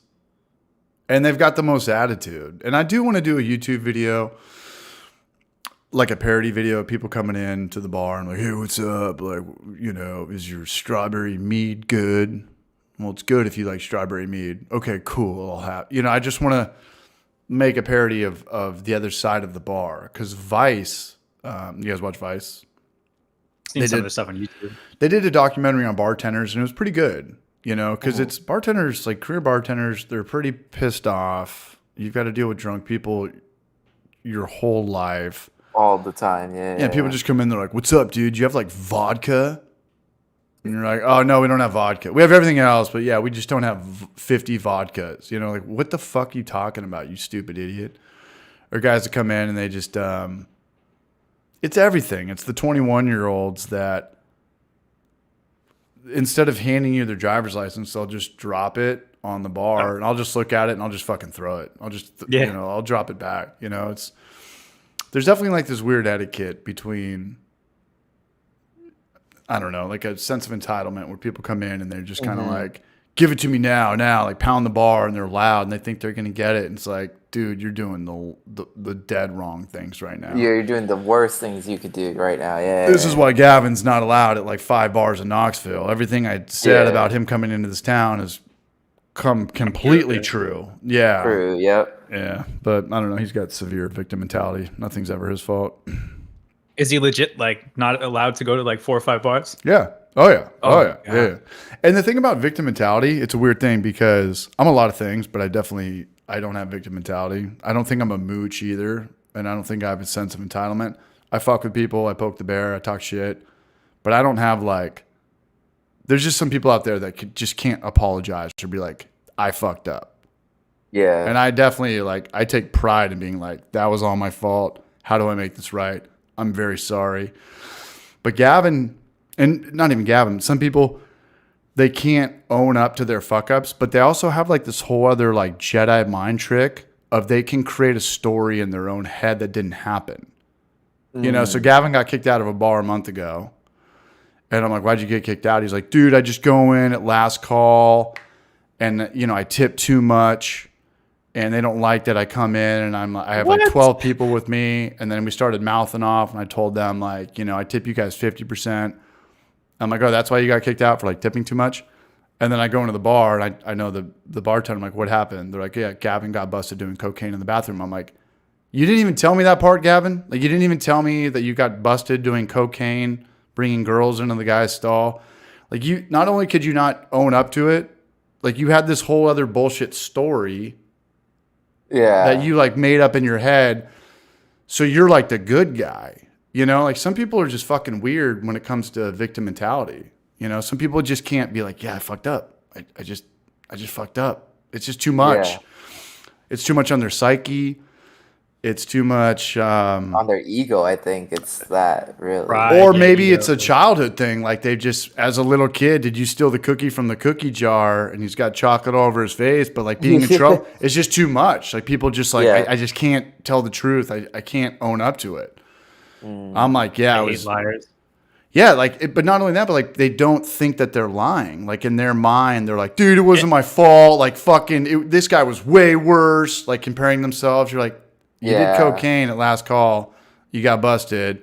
You had girls in you at the bathroom stall. Why didn't you just tell me that from the get go? Some people just can't do that. It's weird. And if there's anyone he can tell the absolute truth to, it would probably be you. it would Like, be me, yeah, and you he know, still can't. Yeah, And he still can't. do it. Yeah. Still can't do it. You know. So he's moving away. He's moving about a half an hour somewhere else. He's already got to move. Everything I talked about has totally Yeah, just come took a true. year. Yeah. You know, Gavin's a good dude. You guys met Gavin. He's a good dude Yeah, until about midnight, and then it's like time to go. It's The just gremlin comes out. fights, Coke gremlin. Coke, the Coke gremlin, the Coke gremlin. Like the more, yeah, the Coke gremlin. The more drugs he does, and like, hey, I do drugs. I don't have a problem with drugs. Like I've never been in like sketchy situations. I think like drinking alcohol is a drug. But if you have a problem where like you're consistently in these weird situations, or you're in trouble, or you're hanging out at like Motel 6s at 4 a.m. trying to get like another bag or something, to me that's a problem. Like I just wouldn't be in that situation. But yeah, that's just a whole other fucking reality that not a lot of people in this chat probably know about. But we all got that one friend, man, and that one friend moved to Knoxville, That Tennessee. one friend. Yep. But yeah, man, shout out to anybody who doesn't have victim mentality. You know, we're all fucking human. We fuck up. No one's perfect. Just own it, wear it, talk about it. Say you're sorry. You know, this and that. Yeah. Just apologize. Move forward, Apologize. Yeah. yeah. What How- beer you got there, CH? I got another paper crowns. Oh, nice. All you guys, how you doing over there? We're not stealing you from like, you know, No, I'm chill. family No. night, right? No, We're chilling. we're chill. All right. Noam, how you doing up there? You got a couple more beers left in you? Yeah, absolutely. Yeah. Dude, I was like, fucking Stephen Plass came in with that super chat.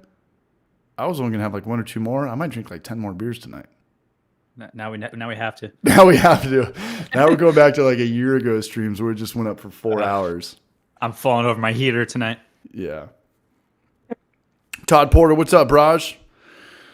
Patrick Sandy, that's a form of narcissism. I don't know, but I think narcissism, in my definition, is when someone's successful around you and you have a hard time with it. Or am I wrong, Alias?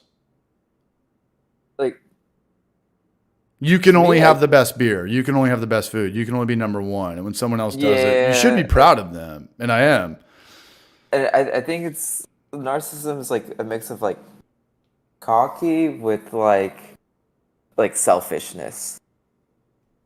Cocky. I'd say the opposite. I would say it's insecurity and selfishness. Like if you have a brother or sister that's a doctor or a lawyer and they're an asshole to you, you kind of want them to be like not succeed, right? Is that narcissism?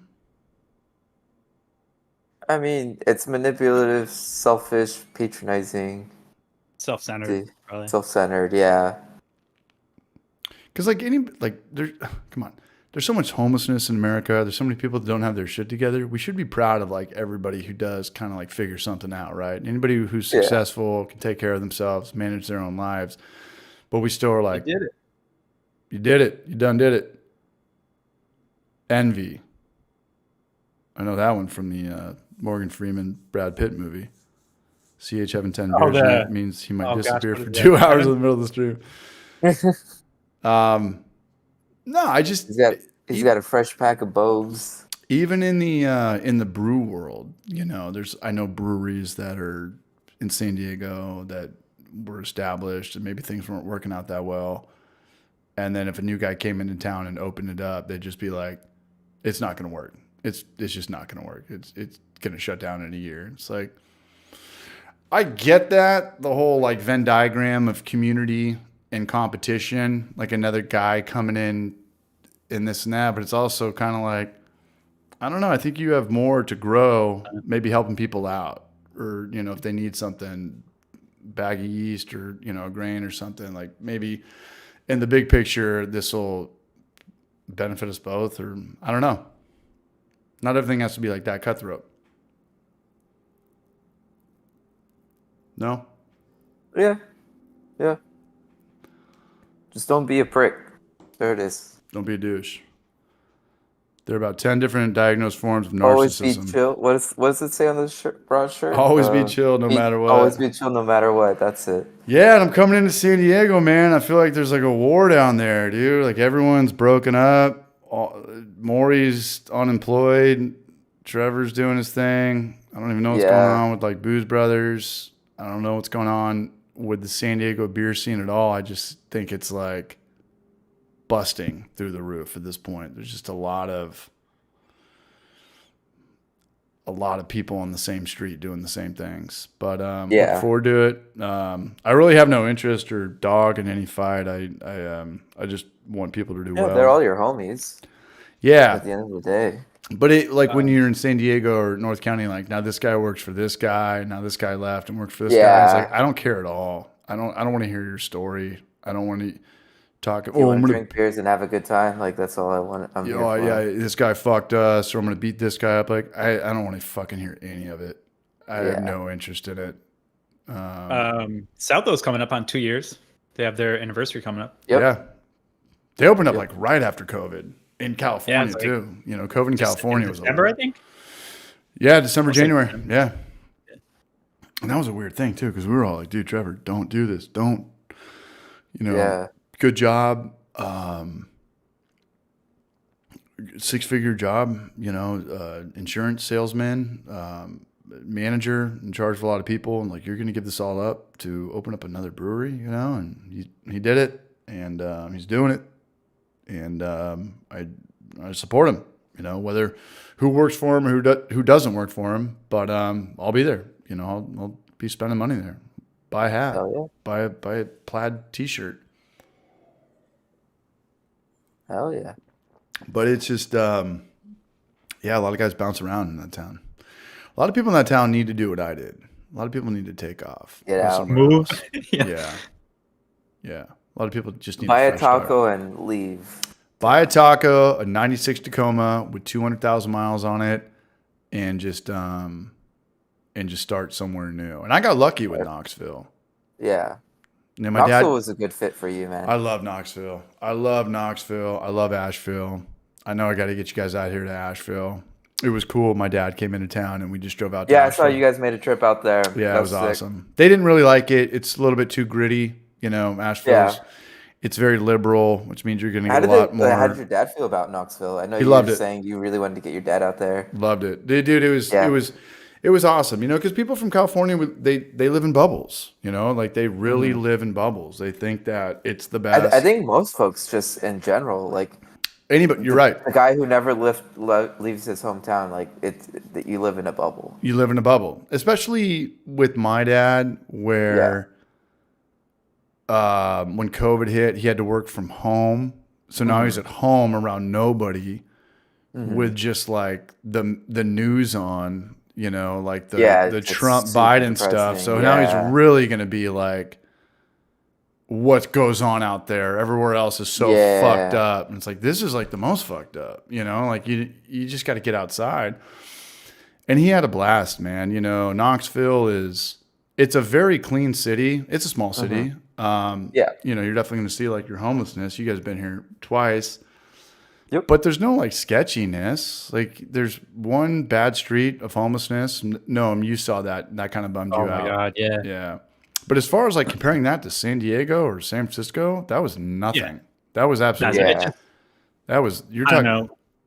Sorry. When you have a heart, like, which will be, I'm sure we all do. Like, I don't know, it just kills you when you see that shit. Like, What kills you is when you see a young kid over there, like a 16-year-old girl going over to like the tents, and you're like, fuck. You know, and I've seen that here. I've seen that in San Diego. I've seen that in San Francisco a billion times. You just get a little bit more sympathy about like young people, especially girls. You know, it's a 45-year-old bum or 60-year-old bum. You're like, yep, that's the spot, Todd.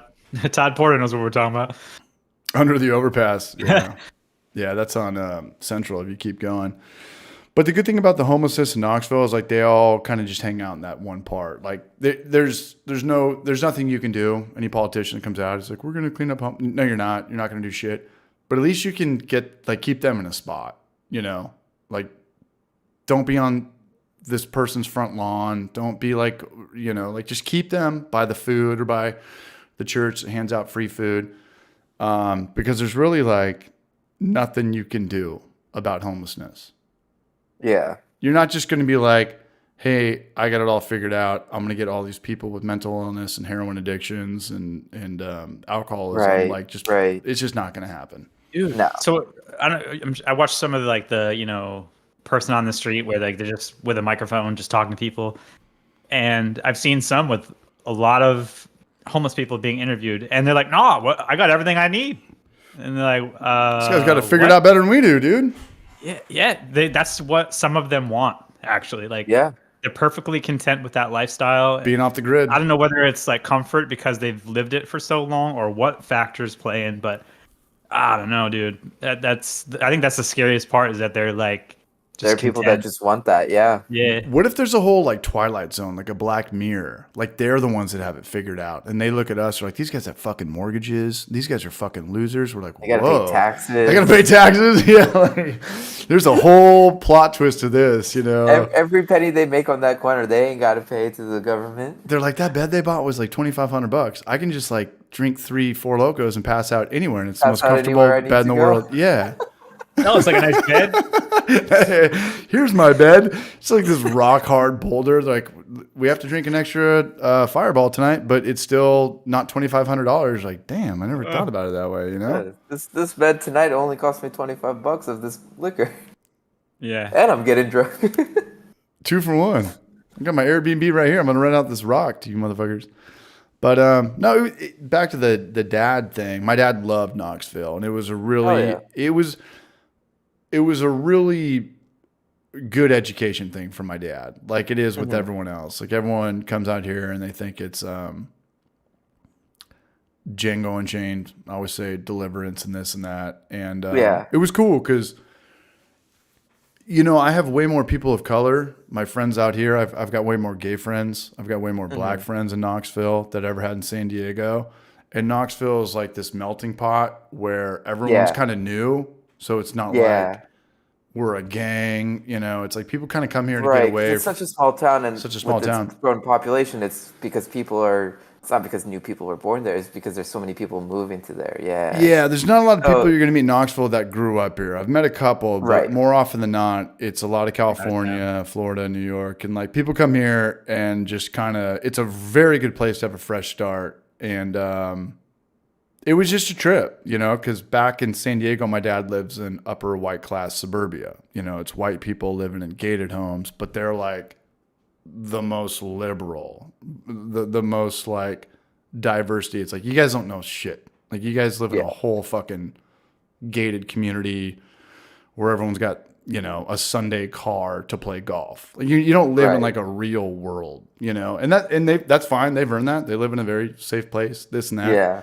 So for my dad to come out here and just like meet a lot of different people, like he was like, whoa, this is like the South. It's like, it's not, it's just a good city, you know, like the whole, City, yeah. the red and blue thing, as far as like the racism or liberal, that's all bullshit. Where it's real is where it comes down to like the economics, like what, like like sales tax, state income tax, gas tax. That's where red and blue states differ. Gun laws. Yeah. But like my dad literally thought like, dude, like can gay people date out here? He's like, well, I just saw like 2 black people. Is there like a black connection? I was like, there's black people in the South. Like is there a black connection? Yeah. There's also a white connection too. You know? I did notice that like Knoxville is pretty diverse. Actually, there's a lot of different people. Just By far. like you said. Yeah. I think I lost. Can you talk? I can hear you. You're really low. I think my headphones went out. I can hear you. Yeah. Yeah. You sound fine. Yeah, we're good. Fuck. But yeah, no, like a lot of people have that perception of the South and Same stuff in like that. Austin, Even, Texas. Like yeah, because like I have like family members in Canada who are like, oh, I can't visit you in Here we go. Austin because of what I was just like, whatever idea you have of the South, It's not true. just throw it out the window. It's not real. Right. Like, Right. I don't go to work on a fucking horse. Like, I'm not carrying around 6 shooters. Right. There's not like stuff white like that. guys that are like string like There like, isn't slave tumbleweeds auctions going across yeah. my house and stuff like that. Like, Right. Yeah. No. I will say this though: when we were in Yeehaw, we were talking to those like security guards, and they were really fucking cool, by the way. But like, Were they white or black? One of them was white, one of them was black. I don't remember this. Yeah, but I think one of them was carrying like a gun on his hip, and I was like, "Oh, that's cool as hell!" Like, I actually didn't scare me at all. I was like, "That's like keeps like the peace." Some people that would like frighten them, but like, I'm like, "No, that's awesome!" Like, Yeah, if you saw that in I'd California, rather have him around. You know yeah, what I mean? Like, yeah. I think that keeps the peace too. Like if everyone's holding, you want to be nicer to people. Like if this guy might have a gun on him, I should probably like not be an asshole. let me be nice to that guy. it just forces you not to be an asshole. Yeah, Dude, the Wild West rule, man. Because you shouldn't be. Yeah. And 2, like if someone's carrying, really don't want to be. maybe just chill out a little bit. Yeah. Yeah. No, I love Knoxville, and I'm stoked that all you guys. I know the first time it was a little bit too small for you, and the second time you got it. You were like, okay, Yeah. it's a small like, town. It clicked for me, kind of thing. Yeah, Right. you and me in San Diego, like we're used to driving 100 miles a day. We're on the freeway, so it's just a different vibe. It's like Very different vibe. like yeah. a weekend snowboard town without the fucking chairlift. You know, it's Right. like why would anybody really live here full time? That was kind of where your thought process was at. Yeah. Yeah, and because like I never understood that because like of I guess how I grew up and just kind of the things that I like to do. Yeah. And so, but like I can understand like, man, if out of all my hobbies I was just doing golf and brewing, like or hell even barbecuing, like it'd be a fantastic place to live. Like, Yeah. So I would love to be there. Hayden, Sean's roommate, you know the big guy that was smoking the cig while vacuuming the street. Yeah. He just doesn't have a car anymore. He's like, he just rides around those little bird scooters. Bird Yeah, scooter, yeah.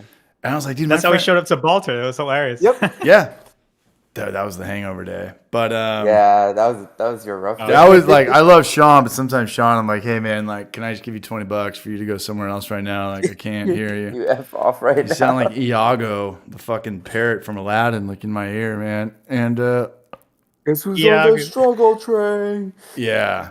CH is fucked up. Hey, CH, try this. Come here, meet the brewer. Like, dude, shut your fucking mouth up, man. So real quick though about that place, like No, I love Sean, though. I'm just talking shit. of course. Balter? Like Balter, like Cool kudos spot. to them because like if there were ever an award I would want, it would be like for best small brewery. Like Yes. that says a lot in my opinion. Like you're this small people brewery, most people probably don't even know you exist, and like you're from probably like 200 barrels to maybe like 5,000 at most. Yeah.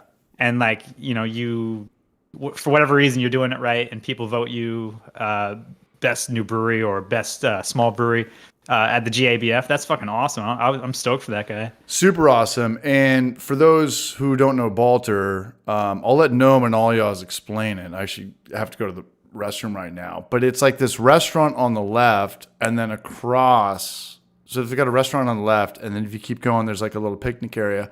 But on the right, there's like this 300 square foot brew area where like there's this dude in there, pretty much like a Jurassic Park scientist, just cranking it out left and right.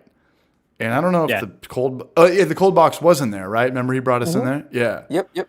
Very tiny. And the glycol is like on the roof or something like that, or like Yeah. Yeah. I'll let you guys take the wheel, but I'm a big fan of Balter. Great place, great beers. I just wish I would have brought you guys there when it wasn't like a hangover day. We actually when we weren't had some like food. my hands on the table. Yeah. Hold on, I'll be right back. Yeah. He's absolutely right though. That was dude, if you farted in that room, like it's gonna be stanking that place up for a while. Like it's so tiny. I think there were maybe like 4 or 5 fermenters at most. There was one bright tank, I believe. Everything was super a lot into that small area. Right.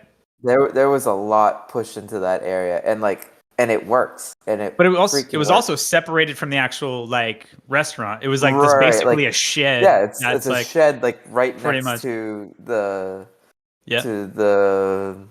whole area. Yeah. I thought that was really neat, and it's cool because like it's glass all around. So like anywhere you're standing or walking by through it, you can see what they're doing, and I think that's really cool. It's really interactive.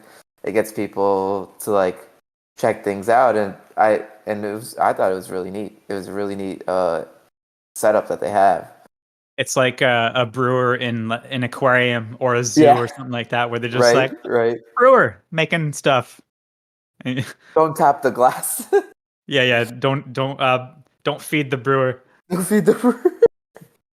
But yeah, that was a chill spot. Another thing I picked up on is they were way overstaffed. They had like 12 people working, and there were like less people there drinking. There's 6 people in there drinking. It was us and like some other randos. Yeah. And there were workers just standing around with nothing. I don't know if it was because it was like between shifts, like some people were coming in, some people were leaving, or like they're getting ready for like brunch or something like that. I don't remember, but like it was also cool that he let us try that Oktoberfest before it was done. Yeah, that was really neat. Which was actually a decent beer. Like obviously it wasn't done lagering. I think it had like another I think he said like a couple weeks or whatever on it, but it still needed a bit more time. He said. But it's really cool that he was like, "I'll be right back." Like filtered out or anything like that. So but it was also low carb. Yeah, very low because it wasn't even in the bright tank yet. I don't think. Right. I think really it was cool still in the fermenter. I get asked where the bathroom is when people are 3 feet from the bathroom. Oh, that's funny. So I worked that shift at Interstellar. Yeah. And like the most common question that we got asked, like while we were working the floor and everything, is where's the bathroom? It's like just around the corner. Dude, like you had to go like 5 more feet, you would have seen the sign. Right. Yeah. I'm kind of like that too, though. Especially if it's in a place where I've never been before. Yeah. I don't want to be that dude that's just randomly walking around. You're coming into the building through the exit. Like, especially because it's mostly people who are in line that are coming. And so, like, they have to enter through where people are exiting. So that's, like, kind of like a taboo. Like, oh, are you trying to cut? It's like, I'm not trying to cut line. I'm not trying to do anything wrong here. Just want to go to the bathroom. Yeah. Right. So I can understand that. Hey, how's the mixed firm? Oh, it's really good. Like I said in chat, like this is getting better every week. Hell yeah. It still could probably use a little bit more time. Like with a beer like this, you don't want to rush it. Like it was carved technically like 3 weeks after I bottled it, but it definitely wasn't tasting right. Like you could tell it needed more time, and now just it's tasting like really good for the flavors to kind of settle together and everything. Yeah, mellow out and like kind of kind of find itself. And also, like, I tasted it a little bit ahead of time when I shouldn't have. But I'm trying one every week basically, which I wasn't enough. planning on doing, but actually Jaggers recommended that, so I've been kind of sticking Okay. to it. Hell yeah. I bottled it on a Monday, so today's week 5. So I was like, "Ah, fuck Okay, it." there you go. But yeah, it's definitely maturing. Kind of some of the What's flaws the that ABV on it? 6.2. Oh, nice. Yeah. It doesn't come across as dry as Sorry, the boys, finishing I was gravity is. So the finishing gravity is 1.003, but it doesn't making- Oh, taste that. that's really low. Yeah. Oh yeah. That's real low. What are we talking about? Is this next brew day? Just this beer. His current beer he's having. What are you drinking, no?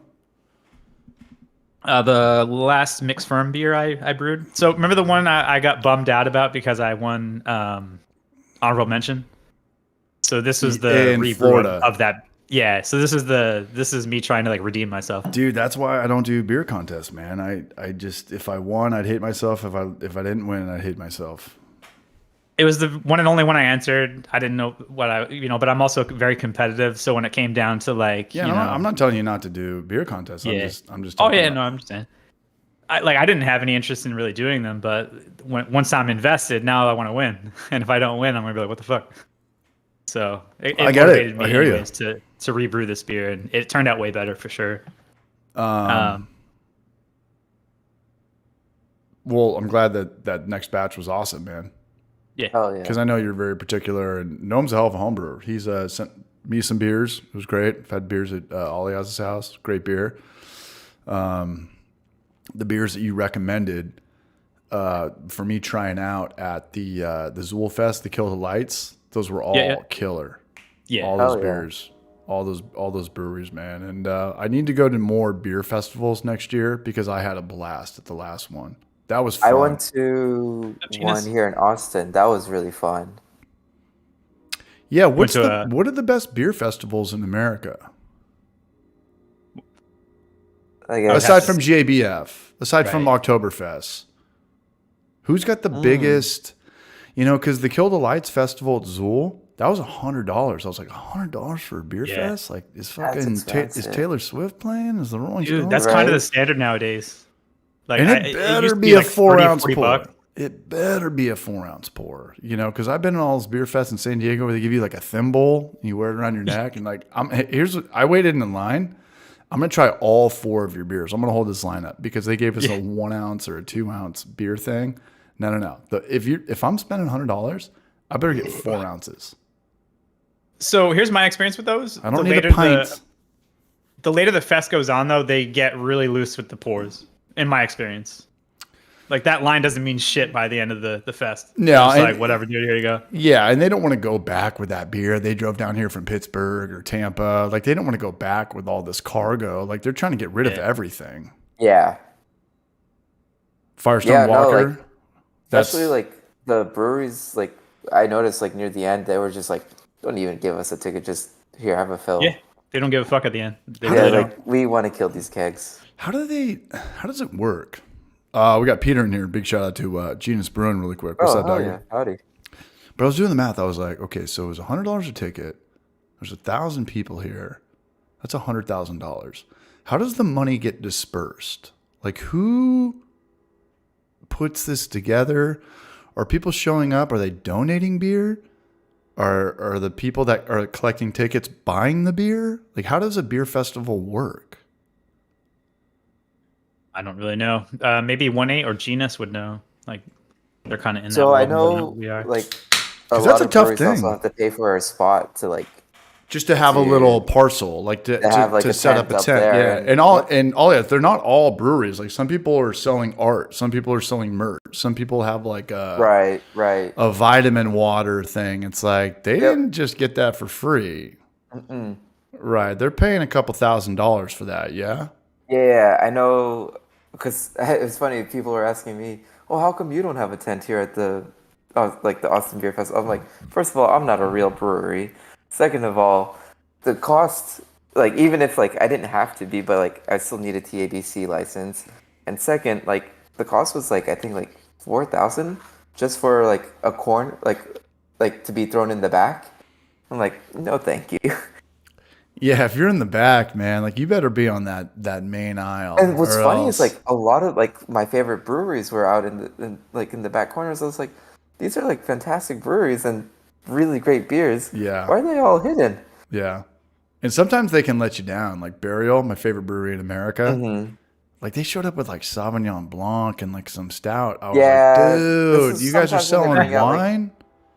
This is sometimes when they bring out like weird beers that like no one would actually pay money for. I Beer feel to like. guard. And it's like, bring your hazy, bring your shit that I've been Yeah, telling give people me the about. stuff that I love drinking. So that reminds me. I've been promoting you- Nashville since day one, man. Bring out your fucking your Czech lager, man. Like, what are you doing?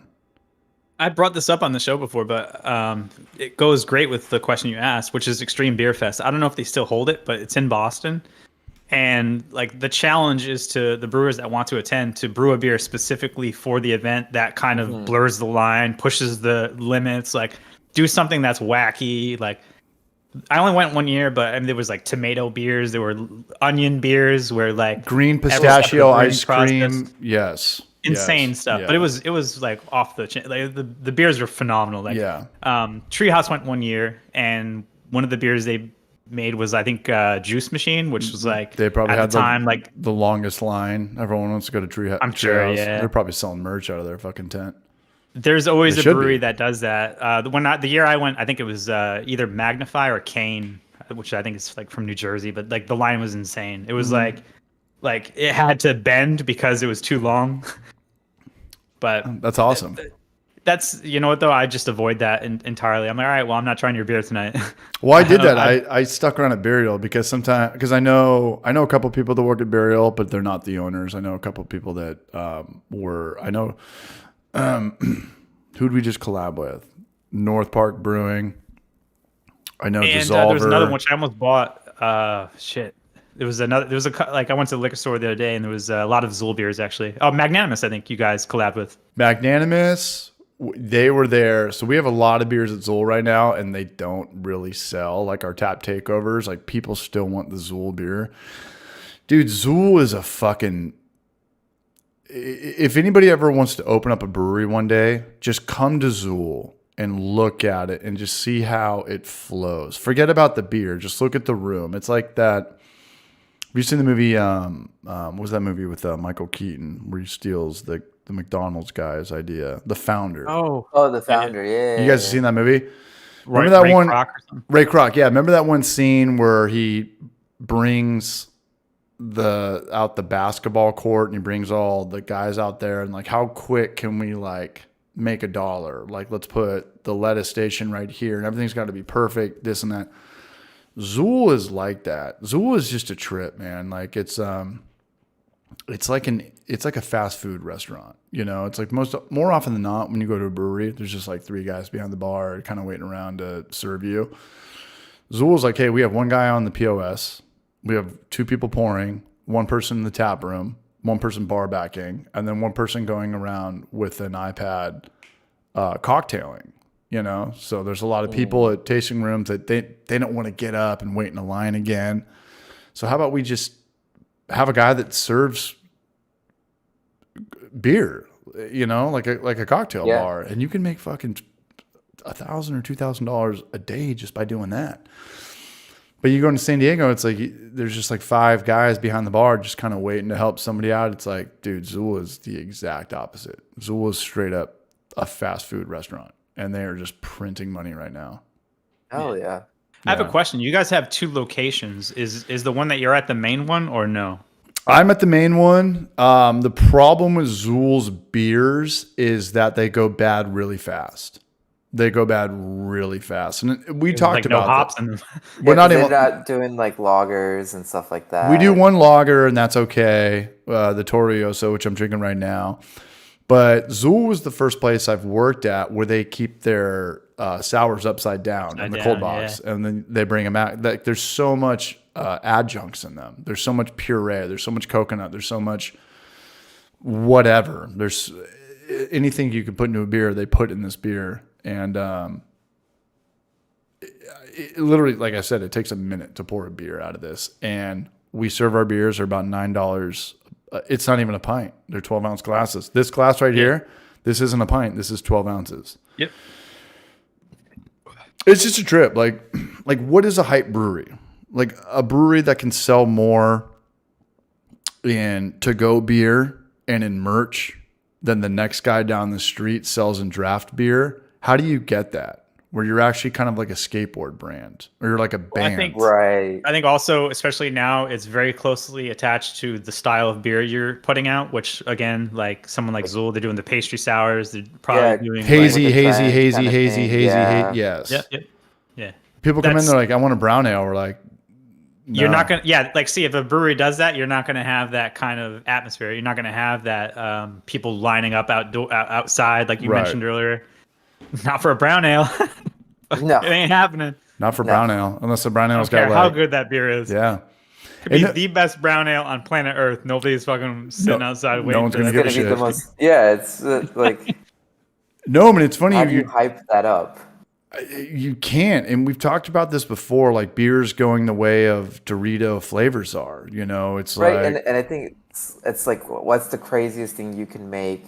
What's the most like CTR names that you can like add to this beer, right? Like with hazy, nacho it's like cheese stout. juicy, fruity, popsicle, creamsicle, like Right. all of that, right? Right. Stouts, it was the pastries, like cinnamon toast crunch. Like what? Yeah. Like yeah, That would be a serious brown ale, like what do you season got? assist. Yeah. rib brisket brown ale. No, but I got to get you guys the peanut butter and jelly beer because I want you to try it. Because in your mind, you're like, that doesn't sound good, and they call It it a sounds stout. like a seltzer to me. It sounds There's like a a few seltzer or a stout, but they call it a sour. Yeah. And when you actually try it, you're like, whoa, what the fuck? Yeah. There's this one brewery in Austin that they do nothing but kettle sours, and they have this like dark like sour stout, and I actually really really like it. I think it's called Professor Black or something like that. Fantastic beer. Yeah, those sour stouts are kind of hard to do. I've had a couple of them. They never really. It's hard to describe like the flavor of like. Yeah, It doesn't make. It almost doesn't make any sense. Like, yeah. sour cherry stout. That's what it was. Which brewery? Blue Owl. They're local to Austin. Blue Owl, that's a good name. We got Yeah, some they do questions nothing in there. but whatchamacallit? Kettle sour. Kettle sours. So that's interesting because also in Texas, Jester King also does a Jester King's a big one. a sour What's stout. their biggest beer? What's Jester King's signature tulip? I wouldn't know, but I do know one beer they're really well known for, which is their Rubio Atracite, which is like a raspberry or something that raspberry be like a deep red. Like they use like native yeast, I believe. What does that And mean? I think they also do like a stout version of that as well, actually. But the beer I was talking about was I think called Funk Metal. It's like it's I'm pretty sure at least it's like a sour stout, which doesn't sound like it should work, but I don't know. If you had a good one at that other place, I'd love to try that. I just feel like every 10 years, like there's one big breakthrough beer, you know, and everyone's trying to figure out everything right now. What Like, is it going to be? What's it going to Yeah. be, you know? And in San Diego 10 years ago, it was Ballast Point. No, it was Belching Beaver's peanut butter stout. Like, Yeah. when's the last time you guys have seen a line out the door? We talked about this earlier, but like, what beer was that? What beer did you actually go to and you're like, I'm going to wait for 45 minutes to 2 hours to just get this? Foam Brewers in Burlington, Vermont for me. Foam Brewers, and what was the style? IPA. And West Coast? No, hazy. Hazy? What about you, Aliaz? Have you ever waited 2 hours just to get a beer? No. Have you seen it maybe in at Austin? A concert. Right. Maybe at a concert, but to try a new beer that's being released and stuff like that. At a brewery, no. Has that Black ever metal, existed? Like, have you ever seen that in Austin? Not in Texas. Not in Texas? No, I haven't seen that in Texas, at least. I know there Parking was a on, big wait when that one brewery did a 99 pack. Austin Beer Garden or something like that? No, Austin Beer Austin Works. Beer Garden did it, and then PBR also did it. That as was the well. guy that wouldn't let us in the back. No, when we not were talking Austin about- Beer Garden. It was Austin Beer Works. My bad. Yeah. Austin Beer Works, yeah. I don't know how the fuck I remember all this shit. Parker and Jen had the PB&J mead a few years back that blew my mind. Fully intend on attempting to making it. I'm with Parker on your chin, and I'm going to hang out with the owner at Zool, and and I've talked to him a little bit. Like, they use Concord grape jelly, and they use roasted peanuts. Yeah, I don't think it's a beer, though. I think it's more of kind of like a hard seltzer vibe. yeah. It's probably gluten free, like the other ones were. Yeah. Yeah. Yeah, And those were. I'm going to get as best as the recipe as I can. And the people at Zool, they're cool. They get it. They watch Homebrew for Life. Like, people come into Zool and they, like, it takes a long time to get into Zool if you want to pour beer. It took me about a year. And we get a lot of resumes left and right. And there was some wind that I was going to make this YouTube video, like the top 5 breweries that I've been to. The clickbait's going to be top 5 breweries in America.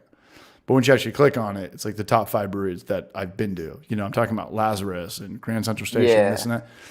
And they were like, well, that might upset a lot of things. I was like, no, I'm going to leave San Diego out of it, and I'm going to leave Knoxville out of it in this video. And it's not the only brewery I really want to talk shit about in this video is Three Daughters. Gnome, where'd we go?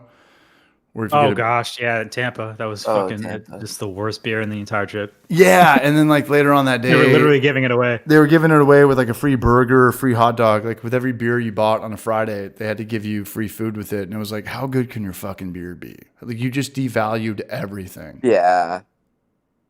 Like, Yeah. guys, come on. Like, I understand the Walmart crowd, and now you have like a whole other like people are like, yeah, get a beer and a chicken sandwich for like $5. It's like, I don't want to be around that. I don't want to be around that. Dude, even the food was kind of mediocre. I mean, I was Everything hungover sucked. as shit. Yeah, dude. And then well, I vividly remember it was me, you, Nick, and Chris Radiation, and we all ordered 4 different beers. And I think I had a Mexican lager, somebody had a Belgian, somebody had this, and I remember we all just took a sip, and definitely we were all hungover, Yeah, and we looked at each other and we're just like, dude. somebody's got to say it, like somebody say something. I think Nick Smith said it first. He was like, "This beer sucks." And then we were just like, fuck this place. This place is so bad. These guys don't get it. And then we went over to that cool spot, If I Brewed the World, and they were like, yeah, man. Yeah. The head brewer at that place died the other day. I was like, dude, this is the Yeah. worst I've ever felt. It in my affected the life. beer already. No, but it just was like, too. dude, we just shit on this beer so hard, as we should be. Like, you know, I understand that there's tragedies in this world and people die in car accidents or motorcycle accidents, but like that doesn't negate that we can't just beer start saying your sucks. beer is great now because there's like a sympathy vote, you know? Yeah. And that was like the talk of the town that whole weekend. They were like, yeah, this guy died and he was a family guy and this and that. I was like, man, I just fucking wish he made better beer, you know? Like, this sucks, man. This sucks. But Sounds other like than a that, good dude.